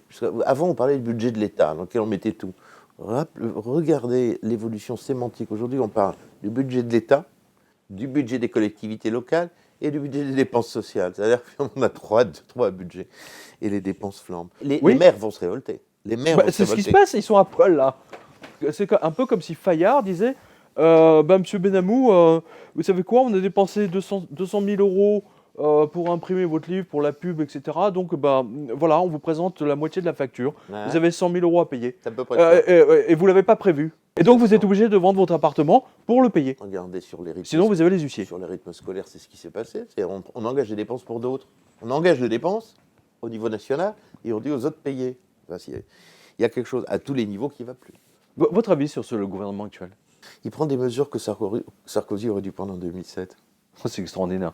Donc en fait, vous êtes en train de dire que Hollande fait la politique de l'UMP. Il prend timidement des mesures que Sarkozy aurait dû prendre en 2007.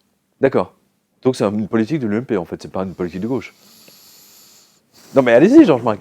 Est-ce que c'est... Écoutez, moi j'ai un peu de bon sens, c'est-à-dire quand vous êtes endetté, vous êtes au bord de la faillite, il faut se désendetter. Est-ce que se désendetter se fait de gauche ou de droite, je ne sais pas.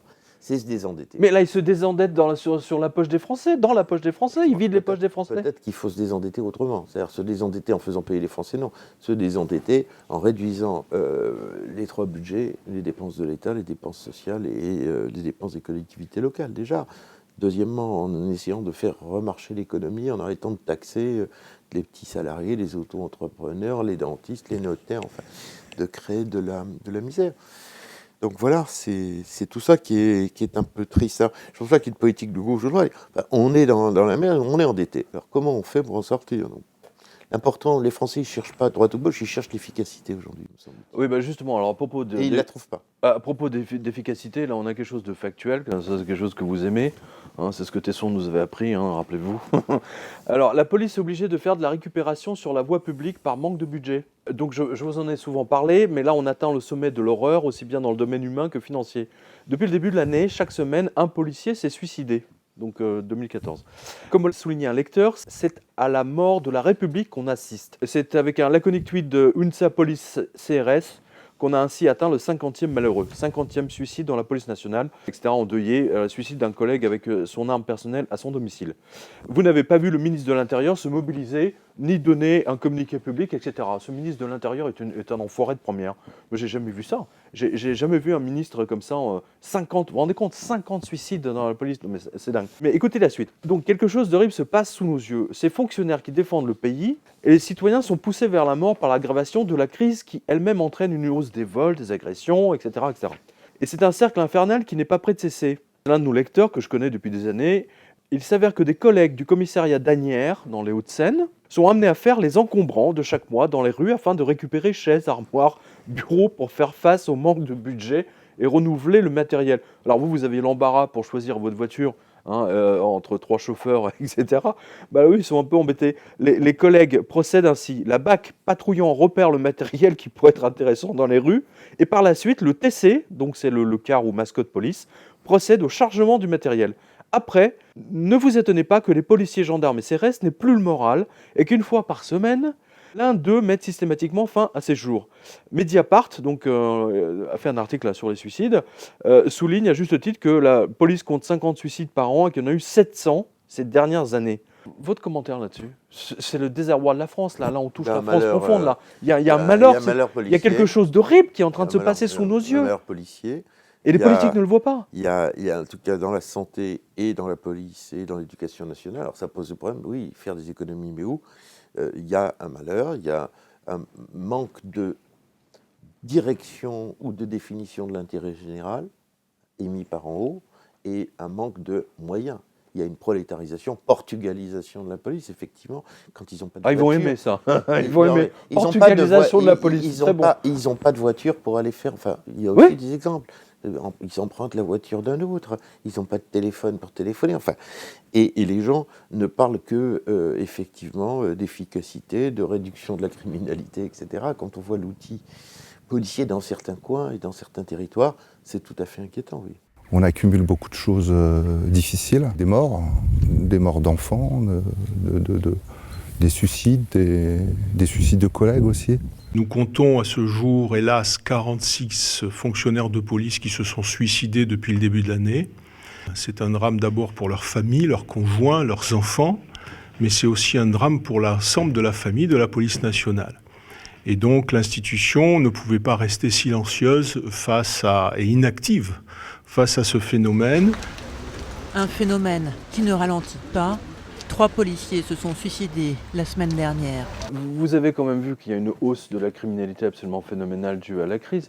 Votre sentiment là-dessus, sur le moral des Français? Comment dire, on voit bien qu'il y a entre les élites là, qui essaient de s'agiter sans efficacité et le peuple, il y a un divorce, pardon, c'est une banalité, mais il est là.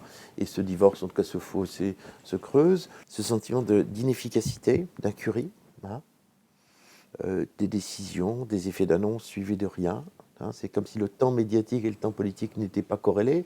On annonce ça, c'est très intéressant. Le temps médiatique, politique et médiatique n'est pas corrélé. On annonce, on fait des gesticulations, on annonce des choses, et puis finalement, ça passe. On annonce le pacte de responsabilité, ça devient peut-être une loi. Je ne sais pas si c'est une loi.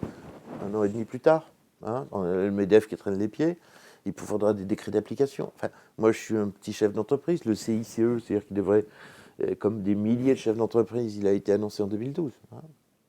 On va être en 2015. Les effets du CICE sur les 2 salaires que je paye, hein, c'est la réduction d'une partie des charges sociales, je ne l'ai toujours pas senti. Donc il faut être une tête de bille pour penser que ça peut changer quelque chose dans l'économie. Il faut être déconnecté du réel, il faut avoir fait des écoles, mais effectivement très savantes, totalement déconnectées du réel pour prendre des mesures comme ça, qui n'ont aucune efficacité. Donc il y a vraiment moi, ça me fait souvent penser au grand livre de Marc Bloch, L'étrange défaite, qui essaye de comprendre les origines de la défaite militaire de la France en 1940. Et l'armée de Gamelin, première armée du monde, qui en un mois, 10 mai 40, 14 juin 1940, est défaite. La curie, les haines de bureau, les rivalités, on ne s'entend pas, on ne se parle pas, etc., font que, voilà, ça ne marche pas.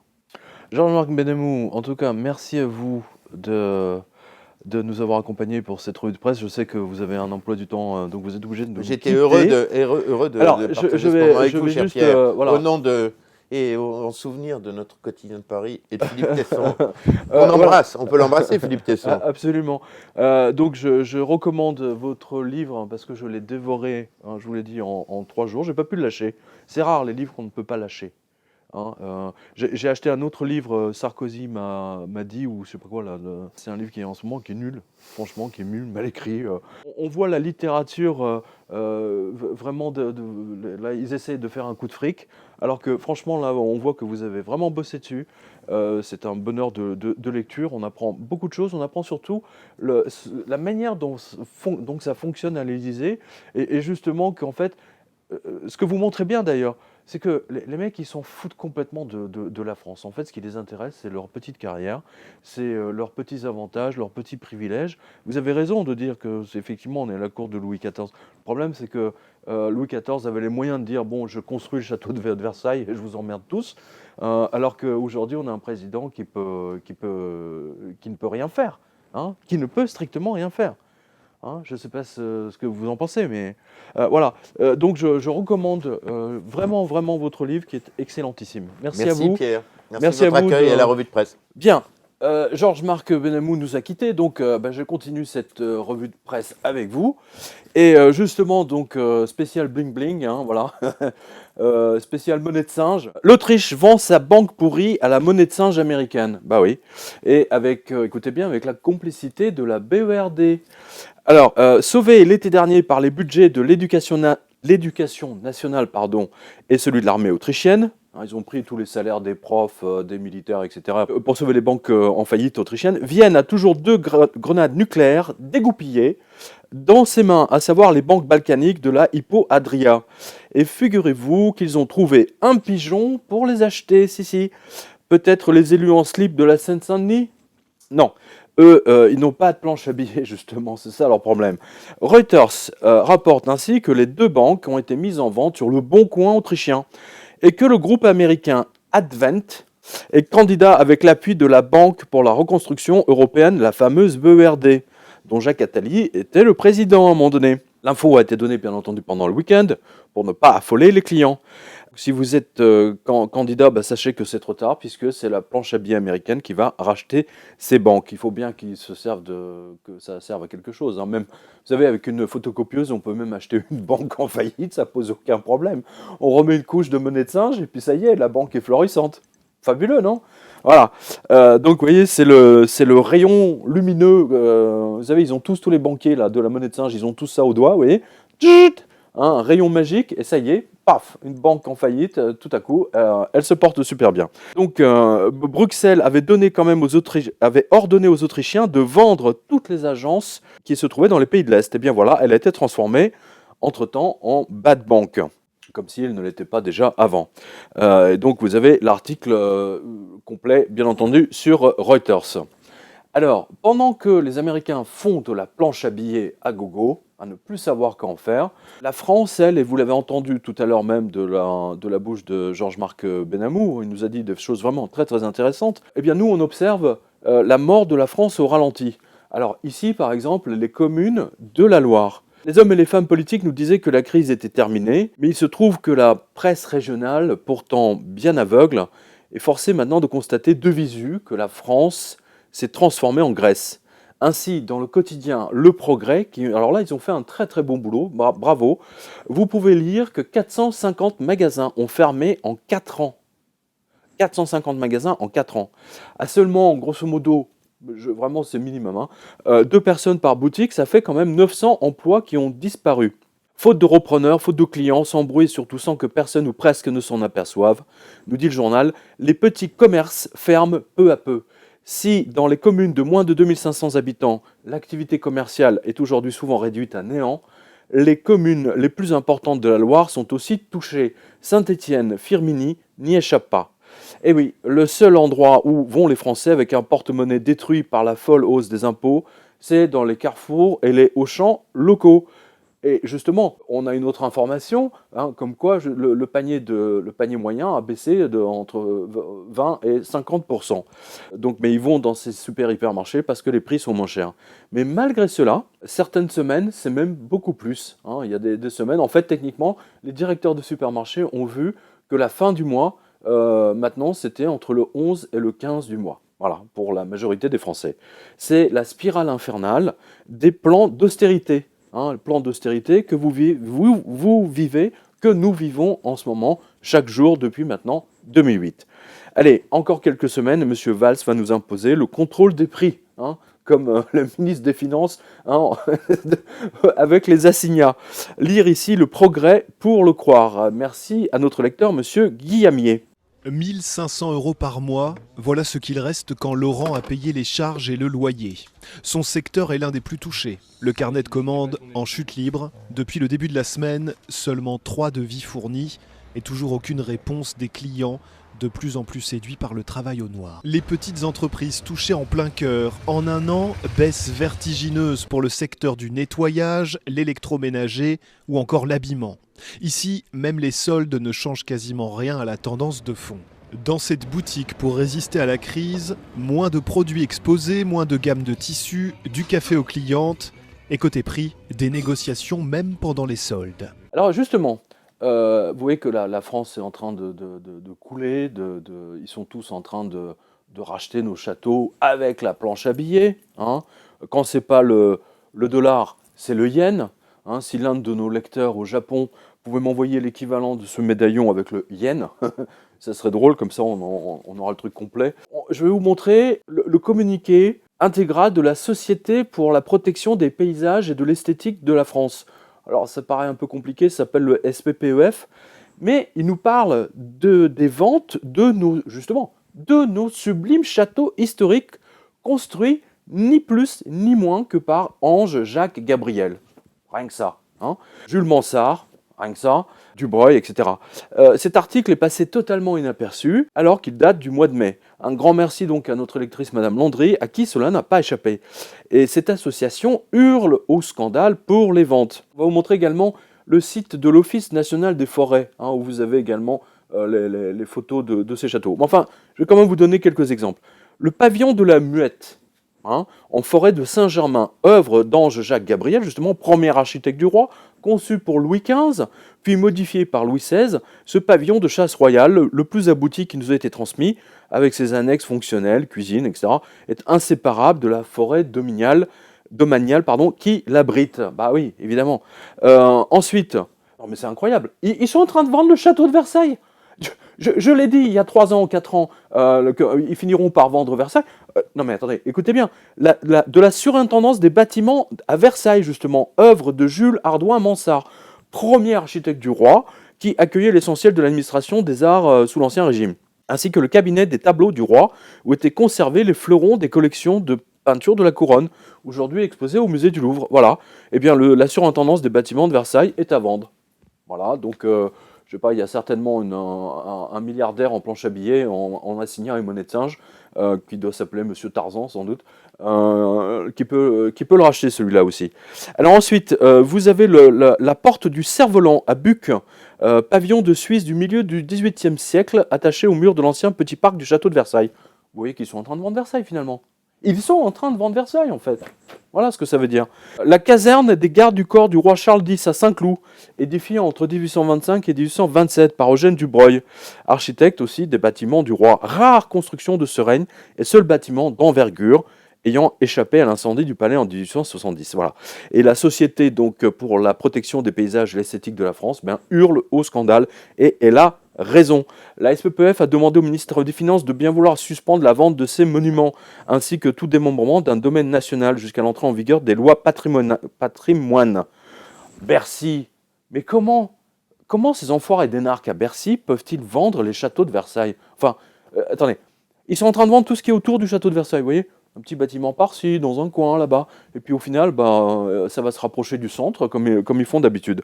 Voilà, c'est une belle bande d'enfoirés. C'est UMP, UDF, ils sont en train de vendre la France, tout simplement. Et là, vous avez la démonstration flagrante.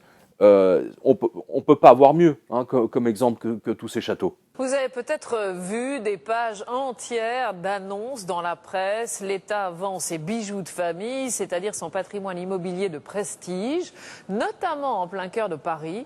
Il faut dire que l'entretien est un véritable gouffre financier, sans parler de la remise aux normes. Cette campagne a déjà rapporté 600 millions d'euros l'année dernière et de nouveaux hôtels particuliers sont mis en vente. L'État a décidé de vendre aux plus offrants certains de ses plus beaux hôtels particuliers. Pour certains d'entre eux, il faut faire des travaux pour les mettre aux normes de sécurité, normes incendie, etc. Donc effectivement, ça génère des frais que l'on souhaite réduire.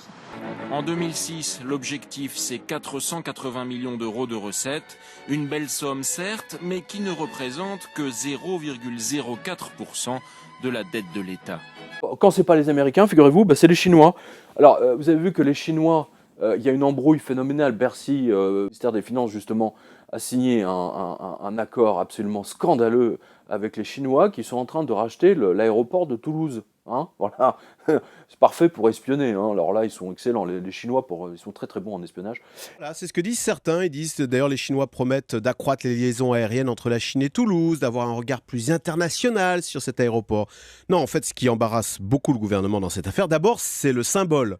Vendre des infrastructures publiques aux Chinois, je ne sais pas si vous vous souvenez, mais ça rappelle étrangement la Grèce, qui aux abois vendait ses routes, ses autoroutes, et même le port du Pirée, voilà, aux Chinois pour enflouer les caisses. Donc vous voyez, c'est pas terrible comme message. Et puis cette affaire alimente les craintes de ceux qui s'inquiètent de voir un actionnaire privé, avec des intérêts privés, aux commandes de l'aéroport de Toulouse, à commencer par Airbus, qui dit craindre l'espionnage industriel de la part des Chinois. Et puis, les élus locaux de la région s'inquiètent également de leurs futures relations avec ce Chinois qu'ils ne connaissent pas, car évidemment, un aéroport est stratégique pour le développement économique d'une région. Or, il faut bien le dire, l'exemple des autoroutes montre que quand un actionnaire privé détient une infrastructure publique, il s'intéresse parfois plus à faire monter les prix qu'à la satisfaction du client. Alors, quoi de mieux que de racheter? C'est un peu comme si la France, vous voyez, si Airbus, ou l'entité qui pilote Airbus, achetait l'aéroport de Seattle, là où il y a Boeing. Voilà. Bah oui, pourquoi pas. C'est vachement pratique pour les tests, pour les nouveaux appareils, etc. Ou alors qu'on achète, vous savez, tout ce qui est dans Californie, vous savez, les grandes bases militaires. Voilà. Bah, ça revient au même. Voilà. Alors les Chinois, donc, en plus de l'aéroport de Toulouse, là, ils sont en train de racheter un lycée, un très beau lycée, et c'est un lecteur qui nous dit ça, dans la petite ville de 5000 habitants, où j'ai passé mon bac, nous dit-il. Nancy, près de 3 siècles d'histoire, viennent de prendre fin à Bitche. Saint-Augustin, le collège épiscopal de Bitche, a été vendu, nous dit notre lecteur. Lire l'Est républicain pour le croire. Voilà, voilà, la France est vendue pièce par pièce, pierre par pierre, tableau par tableau. Je vous rappelle que les tableaux, nos tableaux sont en train de partir en Arabie Saoudite, etc. etc. Voilà. C'est pour ça d'ailleurs qu'ils ont fait tous ces musées un peu déconnectés, un peu en province, de manière à ce que les Français ne se rendent plus compte où sont les œuvres. Ça, c'est beaucoup plus simple, c'est très astucieux en même temps. Justement, dans la logique que nous venons de voir, la vente de la France, et puis en même temps que la France se vide de son sang, elle se meurt littéralement. Là, ce sont les journalistes de l'Indépendant cette fois, et nos lecteurs, puisque nous avons la démonstration par Arras, Perpignan et La Défense. Ainsi, Madame Morel a vu dans le journal régional L'Indépendant que Perpignan, la capitale du Roussillon, se meurt également. Près d'un quart des commerces du centre-ville de Perpignan sont fermés. Est-ce que vous réalisez? Un quart. Le centre-ville souffre visiblement de son commerce. Un secteur de 49 hectares que nos journalistes ont sillonné afin de répertorier l'ensemble des commerces du centre-ville. Ce travail de fourmi permet aujourd'hui de livrer non seulement des chiffres incontestables, mais aussi de proposer une radiographie inédite de ce qu'est la vie commerçante du cœur de la capitale du Roussillon. Alors, les journalistes de l'Indépendant ont montré, donc sur 1124 locaux, 257 ont le rideau tiré. Voilà. Et c'est donc près du quart des commerces du centre-ville de Perpignan qui est fermé. Voilà. Donc là, vous le voyez, il y a vraiment une carte interactive, c'est extrêmement intéressant. Bravo aux journalistes de l'Indépendant. À l'écran, vous avez également les magasins vides dans le petit centre commercial de La Défense, du côté des tours de Courbevoie, justement. Là aussi, c'est une hécatombe.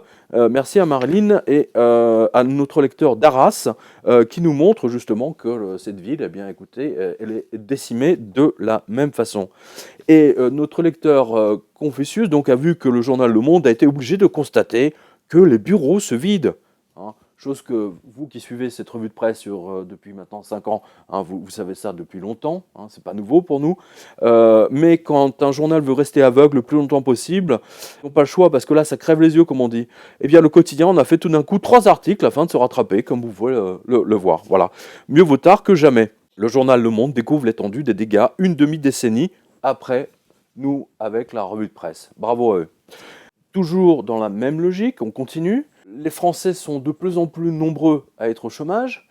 Le chiffre de 10% ne correspond pas vraiment à la réalité, parce que regardez bien cette image à l'écran, les Français ne peuvent plus payer leur loyer. Et ce n'est pas 10%. Que c'est avis collé dans un ascenseur d'un immeuble 1% patronal de Courbevoie. Voilà. C'est assez inquiétant, car selon mes informations, à peu près 20% des locataires sont en retard ou ne payent plus leur loyer parce qu'ils ont été licenciés. Voilà.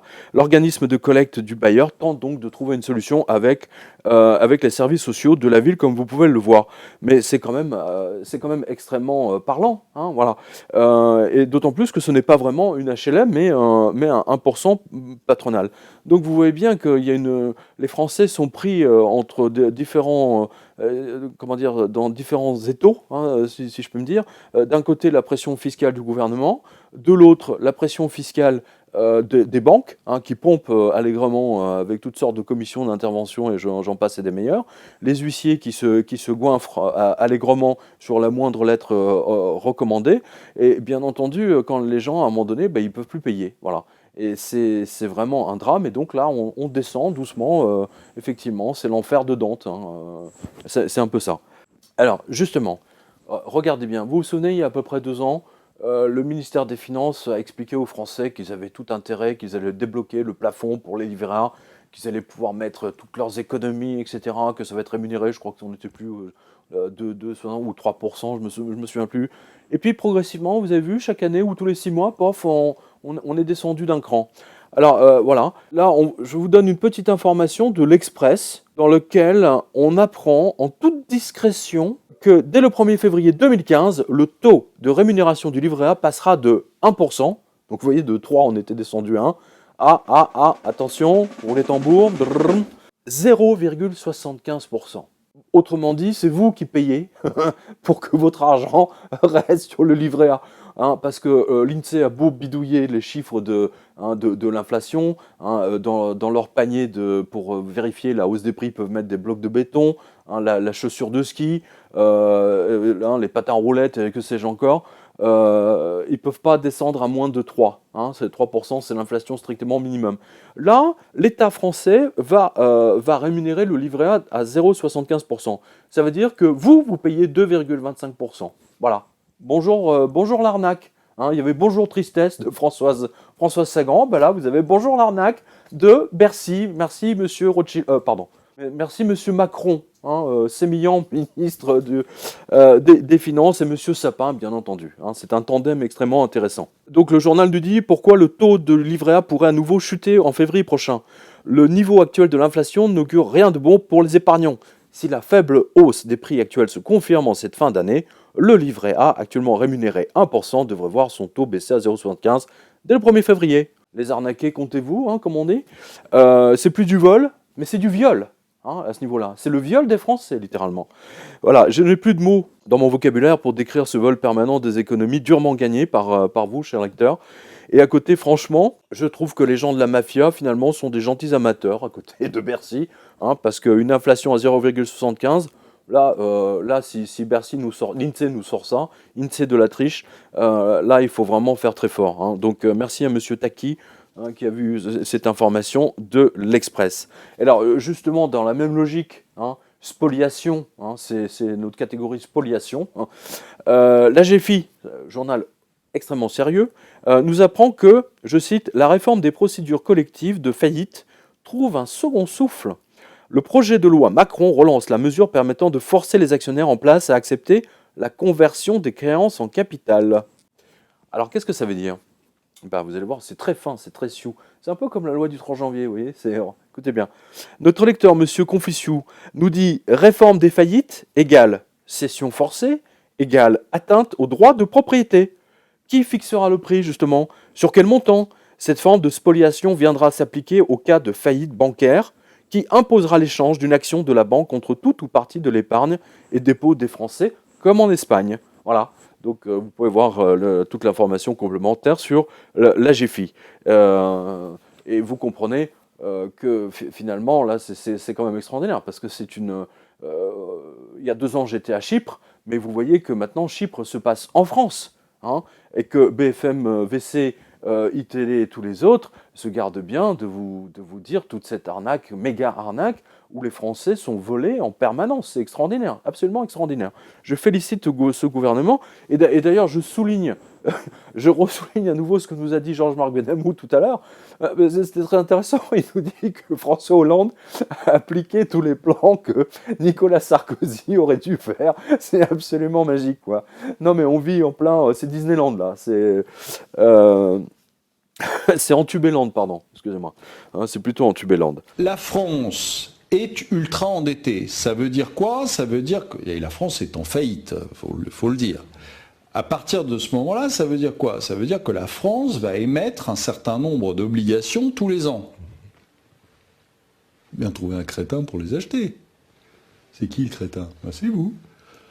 Par l'intermédiaire de l'assureur vie, vous ne le savez pas, d'accord? Mais vous mettez 100 € chez l'assureur vie, et l'assureur vie, qu'est-ce qu'il fait? Ben, il souscrit aux obligations d'État qui sont émises. Voilà, c'est tout. Donc, bien trouvé.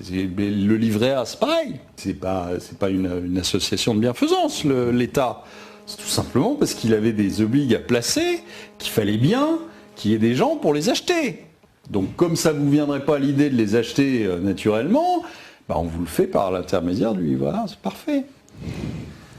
Il faut quand même vous rendre compte que vous êtes là pour vous faire tondre. Vous n'êtes pas là pour autre chose. D'accord? Donc vous n'êtes pas là pour gagner de l'argent. On ne vous fait pas gagner d'argent. On est là pour vous tondre. On vous tond. Et pour vous tondre, il faut éviter quand même de vous raconter toute la messe, parce que sinon vous allez avoir la trouille. Et donc vous n'allez pas... Un mouton qui bouge, c'est vachement compliqué à tondre. D'accord? Donc il faut que vous vous teniez au calme. Mais c'est pas fini, hein, comme dirait Madame SFR. C'est pas fini. Hein. Vous avez la 5e lame qui va passer, 6e, 7e, 8e. Oh là là là. Il ne reste plus que le squelette, hein, finalement. Alors, écoutez ce nouvel impôt qu'ils nous ont inventé. C'est génial, ça c'est excellent. C'est on appelle l'impôt sur la cabane dans le jardin. Hein, voilà. Donc ils ont osé, si. Et vous avez été très très nombreux, chers lecteurs, auditeurs et spectateurs, à me le signaler. Cet article de Ouest France qui a déclenché une nouvelle vague d'insultes vers le gouvernement PS-CMP. Pas un mot sur les télés, hein, bien entendu. Imaginez que si vous avez une cabane, genre remise dans votre jardin, eh bien vous allez payer une taxe, un impôt. Et non, nous ne sommes pas le 1er avril. Là, en ce jour, nous sommes le 8 ou 9 décembre, je ne me souviens plus. Et comme d'habitude, elle a été votée par les enfoirés qui nous servent de députés en toute discrétion sous le mandat Sarkozy. C'est même pas les socialistes, hein. C'est la droite. C'est absolument écœurant. Alors, je vous lis, hein. La taxe d'aménagement concerne les espaces de plus de 5 mètres carrés au sol et 1,80 m sous plafond. Elle est appelée taxe cabane de jardin, mais son nom officiel est taxe d'aménagement. Taxe, ça me rappelle le truc des inconnus là. Cette taxe doit être payée lorsque vous construisez un espace de plus de 5 mètres carrés sur votre terrain. Les bips, comptez-vous, hein, parce que alors là, j'en connais énormément de gens qui ont leur cabane effectivement dans le jardin, dans lequel il y a tout l'outillage, etc., la tondeuse, hein, j'en passe des meilleurs, enfin tout pour manger l'été, enfin tailler les rosiers, etc., etc. Voilà. Pour être taxé, cet espace doit donc dépasser 1,80 m de hauteur sous plafond. Les escaliers ne comptent pas. Ouf, on a eu peur. Sur les forums internet, les témoignages de contribuables surpris se multiplient. Très peu ont été informés de l'existence de ces taxes. Bah attendez, c'est normal. Et les mecs, si vous l'avez donné avant, hein, vous aurez tous démonté votre truc, et puis il n'y aura plus de taxes. Hein, ils ne pouvaient plus vous prendre votre blé. Hein, voilà, c'est fait. Voilà. Non mais ce qui est génial, si vous voulez, c'est que ces lois passent. Il n'y a pas un journaliste. Moi, je pensais que c'était une spécialité, journaliste parlementaire. Hein. Ils font quoi, les mecs, à part se pinter au bar de l'Assemblée nationale, hein. Rien. Hein, voilà. C'est encore une loi votée à 3h, 4h du matin, comme d'habitude. Hein, et toute la France se fait avoir. Voilà, c'est extraordinaire. Donc cette taxe est entrée en vigueur en 2012. Voilà. Nous avons construit une maison avec sous-sol. Quelques mois plus tard, nous recevions une lettre nous réclamant 6 200 € pour la taxe d'aménagement, à réitérer l'année suivante, soit plus de 12 400 € en tout. Et c'est quand même absolument extraordinaire. Là, vous êtes même taxé sur le sous-sol. C'est un habitant en Haute-Savoie. Alors, moi, je vous recommande de lire l'article de Ouest France, hein, parce qu'il est extrêmement long et franchement, moi non plus, j'ai rien compris sur la méthode de calcul. Mais bien entendu, c'est voulu. C'est voulu, parce qu'en fait tout ça est laissé à l'appréciation de l'hôtel des impôts local. Voilà, donc ne pas s'étonner que les Français n'aient plus rien pour consommer. Et je pense que le Noël, que les dépenses des ménages de Noël 2014 et des réveillons 2015 vont être limitées au strict minimum. Alors, puisque nous sommes dans la catégorie impôts, hein, en fait, les Français n'ont pas de peau. Hein, je suis désolé de faire ce mauvais jeu de mots. Hein, c'est moyen, on va dire. Mais le racket de l'État, l'État PS Bercy, Sapin, sur les PME, TPE, cette fois, continue. Hein, c'est-à-dire, ils sont en train de matraquer toutes les petites entreprises. Mais alors, sur les paradis fiscaux, il n'y a rien, nada. Vous avez même vu que EDF est actionnaire d'une société, je ne sais plus dans quel paradis fiscal, aux îles Caraïbes, aux îles Caïmans, pardon, ou je ne sais où, ou Barbade. Donc de notre lecteur Confucius qui nous dit « Contrôle fiscal dématérialisé ». alourdissement de 1 500 à 5 000 euros. Bam, de l'amende pour défaut de comptabilité dématérialisée. Hein, donc c'est le chef d'entreprise qui nous l'explique.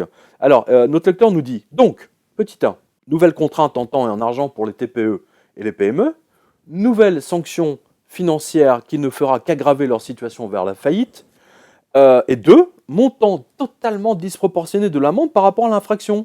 Infraction plus sévèrement punie qu'un fraudeur de la Sécu pendant 5 ans, condamné à 3 mois de prison avec sursis et 5 000 euros d'amende, ou que la banque du groupe Casino, condamnée à 5 000 euros d'amende pour escroquerie. C'est génial. Hein, voilà, les TPE, les petits patrons, hein, les gérants d'entreprise, hein, vraiment, c'est eux qu'il faut absolument massacrer. Vous le voyez bien, ce gouvernement est totalement fou. Les mesures d'austérité imposées par Bruxelles et les Américains sont complètement folles. Nous allons vers une révolution. Là, ça se voit vraiment très clairement. Alors, donc il nous dit, petit 3, l'amende s'ajoute au redressement fiscal, donc c'est la 6e lame. Amende qui ressemble à une forme de raquette, puisque la plupart des TPE-PME ne se défendront pas ou peu ou sans son conseil. Bien entendu, attendez, le boulanger, le plombier, vous croyez qu'il va dépenser 2 000 euros ou 3 000 euros en avocat hein, pour aller se battre contre... Il ne peut pas, hein, la plupart du temps, c'est toujours s'il arrive à joindre les deux bouts. Hein, voilà. Enfin, 5e, il nous dit comment expliquer que le législateur soit capable de tripler une amende pour une infraction mineure, mais fait le mort contre les paradis fiscaux, grande fraude fiscale, entente illicite, grande délinquance financière, et on ne parle même pas de Cahuzac, Thévenoud et compagnie. Oui, c'est une très très bonne observation, et moi je dirais surtout que le gouvernement ne fait rien contre l'immense escroquerie de toutes les multinationales qui travaillent en France et qui ont toute leur comptabilité et leurs profits au Luxembourg. Le Luxembourg, lessiveuse criminelle aux portes de la France, hein, dont le patron, M. Juncker, est président de l'Union européenne. La presse révèle ce jeudi les petits secrets du Luxembourg. L'évasion fiscale y est encore très largement pratiquée. Plus de 300 multinationales en profitent. Bonjour Karina Chabour. Bonjour Julien. Qui est concerné par ces pratiques ? Écoutez, 340 entreprises, hein, comme par exemple Ikea, Amazon, Apple ou encore AXA, en tout cas en ce qui concerne sa filiale américaine. Elles ont toutes ces entreprises comme particularité d'être des multinationales, c'est-à-dire d'avoir des filiales dans différents pays, et toutes transfèrent leurs bénéfices vers le Luxembourg pour payer peu ou pas d'impôts, grâce notamment à la création de filiales, de sociétés holding ou encore l'implantation de leur siège social dans le Grand-Duché, même si elles n'exercent aucune activité dans ce pays. On estime que ces accords dits secrets passés entre 2002 et 2010 auraient représenté pas loin de 200 milliards d'euros de manque à gagner fiscal pour les États dans lesquels ces entreprises réaliser précisément des bénéfices. Voilà, c'est merveilleux. C'est l'Union européenne des paradis fiscaux. Hein. C'est les banquiers sont au pouvoir. Hein. Et nous, nous ne pouvons que nous sommes... soit on paye, soit les huissiers viennent de tout vous prendre. Voilà. Donc on n'a pas le choix. Quelque chose va se passer. Quelque chose va se passer. Je prie pour que quelque chose se passe. 6e lame. Je l'observe de plus en plus en France, avec la Corem notamment. Hein. Donc, chers lecteurs, auditeurs, spectateurs, si vous avez cotisé à la Corem, comptez-vous parmi les BIP. Hein, voilà. Alors, d'abord au Canada, voilà, parce que ça se passe au Canada, je vous rappelle, c'est pas en Albanie ni au Zimbabwe. Voilà. Un lecteur averti en vaut 2. Notre lecteur Corsair a vu que MAB Électroménager Canada, alors c'est une chaîne genre Darty en France, ouais, a fait disparaître la retraite de ses ex-employés. Oui, c'est un petit coup de magie. Tu vois, ping, il n'y a plus, c'est fini, tous les millions ont disparu. Mais si vous suivez cette revue de presse depuis 2008, vous n'êtes pas surpris, sachant que le système a explosé le 29 septembre et que depuis, les politiques couvrent les banquiers et les assureurs et les aident à masquer leur faillite. C'est quand même incroyable. Ainsi, plus de 2500 ex-travailleurs voient leurs prestations de retraite amputées de 22% et ils ont perdu leur assurance vie collective, qui était pourtant, écoutez bien, garantie à vie. Vous voyez qu'il n'y a rien de garantie à vie. Hein, voilà.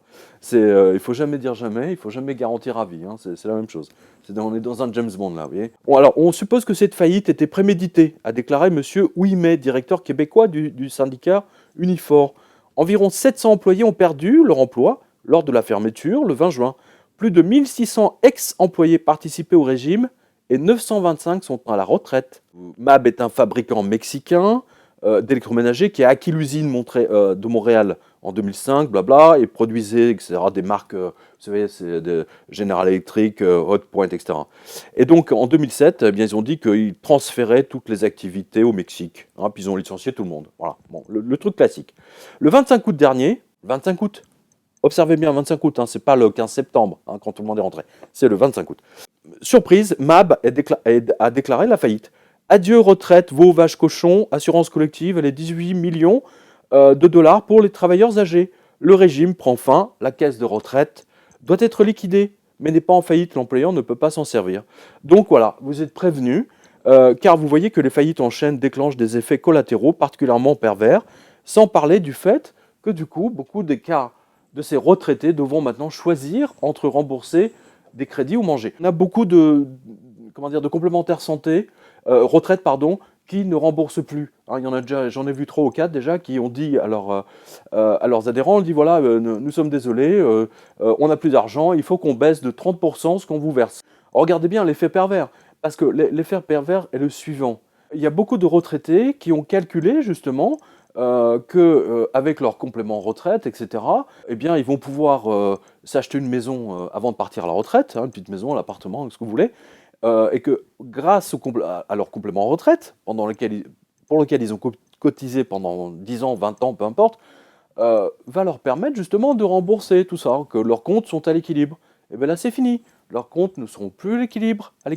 Ils vont commencer à rembourser leur crédit avec beaucoup de retard, sinon pas du tout. Ils vont être saisis, la banque va se retrouver encore... Enfin bon, c'est le cercle infernal, c'est un double subprime, sauf que c'est un subprime cette fois créé par les compagnies d'assurance. Voilà, c'est un vrai scandale et je vous demande vraiment de faire très attention à vos comptes, à vous, parce que à un moment donné ou un autre, et je l'ai toujours dit ici, hein, je vous le dis depuis maintenant 5 ans, 6 ans, vous ne verrez pas votre retraite, du moins pas comme vous l'entendez. Hein. Si vous pensez que vous aurez 1500, 2000 euros de retraite, vous pouvez faire une croix dessus. Hein. Gabriel Garcia Marquez avait écrit un très très bon livre, hein, je ne me souviens plus du titre, mais c'est un colonel qui allait tous les jours à la poste, hein, et qui demandait au postier si sa retraite était arrivée. Hein, et pendant 5 ans, comme ça, il va à la poste, demande en attendant sa retraite. Voilà. Eh ben, c'est la même chose. C'est ce qui vous attend. Voilà. Monsieur Flatters, il nous dit la Générale de Santé, premier opérateur privé de santé en France, appartient depuis quelques semaines, dans un silence rare, au groupe Ramsay. Voilà, c'est un groupe australien qui a absorbé les cliniques et les hôpitaux comme les patients des cachets. Et monsieur Dufresnoy a vu que les sociétaires du CREF ont perdu 50% de leur pouvoir d'achat en 15 ans. L'Union mutualiste retraite, le gestionnaire du R1, a annoncé une baisse à compter du 1er janvier 2015 de 30% des rentes versées aux sociétaires de ce régime de retraite supplémentaire fermé depuis 2000. Voilà. Lire tout sur la retraite. Voilà. Donc ça sera comme ça, tout sera à l'avenant. Hein. Voilà. Là, si vous êtes à l'ARCO, hein, l'un de nos lecteurs travaille justement à l'ARCO. Il dit « Je travaille dans une caisse de retraite complémentaire ARCO et chose que les médias ne disent pas, pour ne pas changer, outre la valeur du point ARCO réévalué ou non, alors moi, il y a une arnaque. Donc je vous invite à lire ce papier, sur la revue de presse, sur quotidien.com, pour comprendre l'entourloupe. Voilà. Donc soyez très très très prudents. Je souhaite revenir sur un point qui est très très important, c'est l'article conséquences des licenciements pour les banques. Allez sur la revue de presse pour voir les licenciements, les derniers licenciements. Hein, et je peux vous dire que lundi prochain, il y en aura encore une belle fournée. Hein, c'est absolument consternant. Donc, les licenciements massifs ont une conséquence directe sur les banques. Parce que les licenciements vident leur fonds de roulement. Hein, j'en ai déjà parlé, mais je vais revenir dessus parce que c'est un point très très important. Donc, les gens licenciés, ça vide le fonds de roulement des banques. C'est-à-dire les salaires qui tombent sur les comptes à chaque fin de mois. Et ici, vous avez une illustration directe et pratique avec la Belgique, où 500 000 Belges, en ce moment, hein, 500 000 Belges ne peuvent plus rembourser leur crédit de consommation parce qu'ils ont été licenciés. Les Belges, je cite le journal, les Belges ont du mal à nouer les deux bouts. Près de 500 000 crédits à la consommation en défaut de paiement. Sur le mois d'octobre 2014, près d'un 2 millions de crédits, etc., ont déclaré défaillants. Cela veut dire quoi? Que si on met juste 2 000 euros par Belge qui reste à rembourser, multiplié par 500 000 ménages, hein, donc c'est parce que la plupart du temps c'est des ménages, bien cela représente un manque à gagner et de fonds de roulement pour les banques, hein, donc fonds de roulement absent par définition, de 1 milliard d'euros. Voilà. Je pense que la bonne moyenne, la plus juste, hein, on va dire 5 000 euros, hein, voilà, ce qui nous donne 2,5 milliards d'euros. Voilà. Voilà pourquoi, entre autres, les banques ne veulent pas que vous retiriez vos sous, hein, parce que vous les mettez en danger et parce qu'elles deviennent systémiques, parce que à cause de ce fonds de roulement qu'elles n'ont plus, elles n'obéissent plus aux règles de Bâle 3. Hein, trou de balle, c'est le cas de dire, de balle 3. Hein, donc ils ont un trou. Voilà, j'invente rien, je n'ai pas fait exprès, pardonnez-moi. Et justement, puisqu'on est en Belgique, donc il y a un trou abyssal, hein, manifestement. Là, c'est un banquier de ING hein, qui a voulu apprendre à nager. Voilà. Les banquiers mourus, comme vous le savez, sont innombrables en ce moment. Hein, vous le savez, je chronique leurs exploits maintenant depuis 3-4 ans, en particulier dans le suicide. Ils sont très très bons hein, pour les suicides de 2 balles dans la tête ou tel banquier s'est suicidé en se tranchant la gorge tout seul, du sol au plafond. Vous voyez c'est absolument impressionnant. Bref, là il s'agit de monsieur Gert Tack, donc 52 ans, paix à son âme, originaire de Haltert. Ah, donc il était porté disparu depuis le 5 novembre. Hein, et il a été retrouvé flottant dans l'eau. C'est dans la mer du Nord. Voilà. C'est donc normal qu'un banquier d'ING finisse son existence dans la mer du Nord. Vous devez savoir que, donc c'est moi qui le dis, c'est pas le papier, que monsieur Tack, donc qui est mort à la tâche, gérait les fortunes des plus riches clients de la ING. Hein, il gérait les Uber riches, comme on dit. Hein, voilà. ING est banque en faillite, je rappelle, puisqu'elle a été sauvée par le gouvernement hollandais à plusieurs reprises, 2 fois. Je m'en souviens très bien parce que j'ai chroniqué ça en 2008 et 2009. Voilà. Donc c'est peut-être un client mécontent, je ne sais pas, qui l'a poussé à l'eau, on ne sait pas trop. Voilà. Donc toujours est-il que c'est un banquier de plus. Donc en ce moment, les banquiers volent et quand ils ne volent pas, ils nagent. Enfin du moins ils essayent. Et vous voyez qu'ils finissent par se noyer. C'est pour ça que le gouverneur de la Banque centrale s'appelle Monsieur Noyer, Christian. Merci à vous. Je vous donne rendez-vous sur la revue de presse. Et je vous donne rendez-vous également en librairie, puisque comme vous le savez, je continue le Tour de France. Et d'ailleurs, je vous invite à regarder une nouvelle vidéo, parce qu'on a des nouvelles dates. Et donc, eh bien, c'est important que vous vous mettiez à jour. Je vous remercie. Je vous souhaite, si je ne vous retrouve pas d'ici là, eh bien, si je puis me permettre, de très bonnes fêtes, hein, et d'oublier et de profiter de votre famille, et de profiter surtout du système qui tient encore par petits bouts. Merci à vous, je vous embrasse toutes et toutes.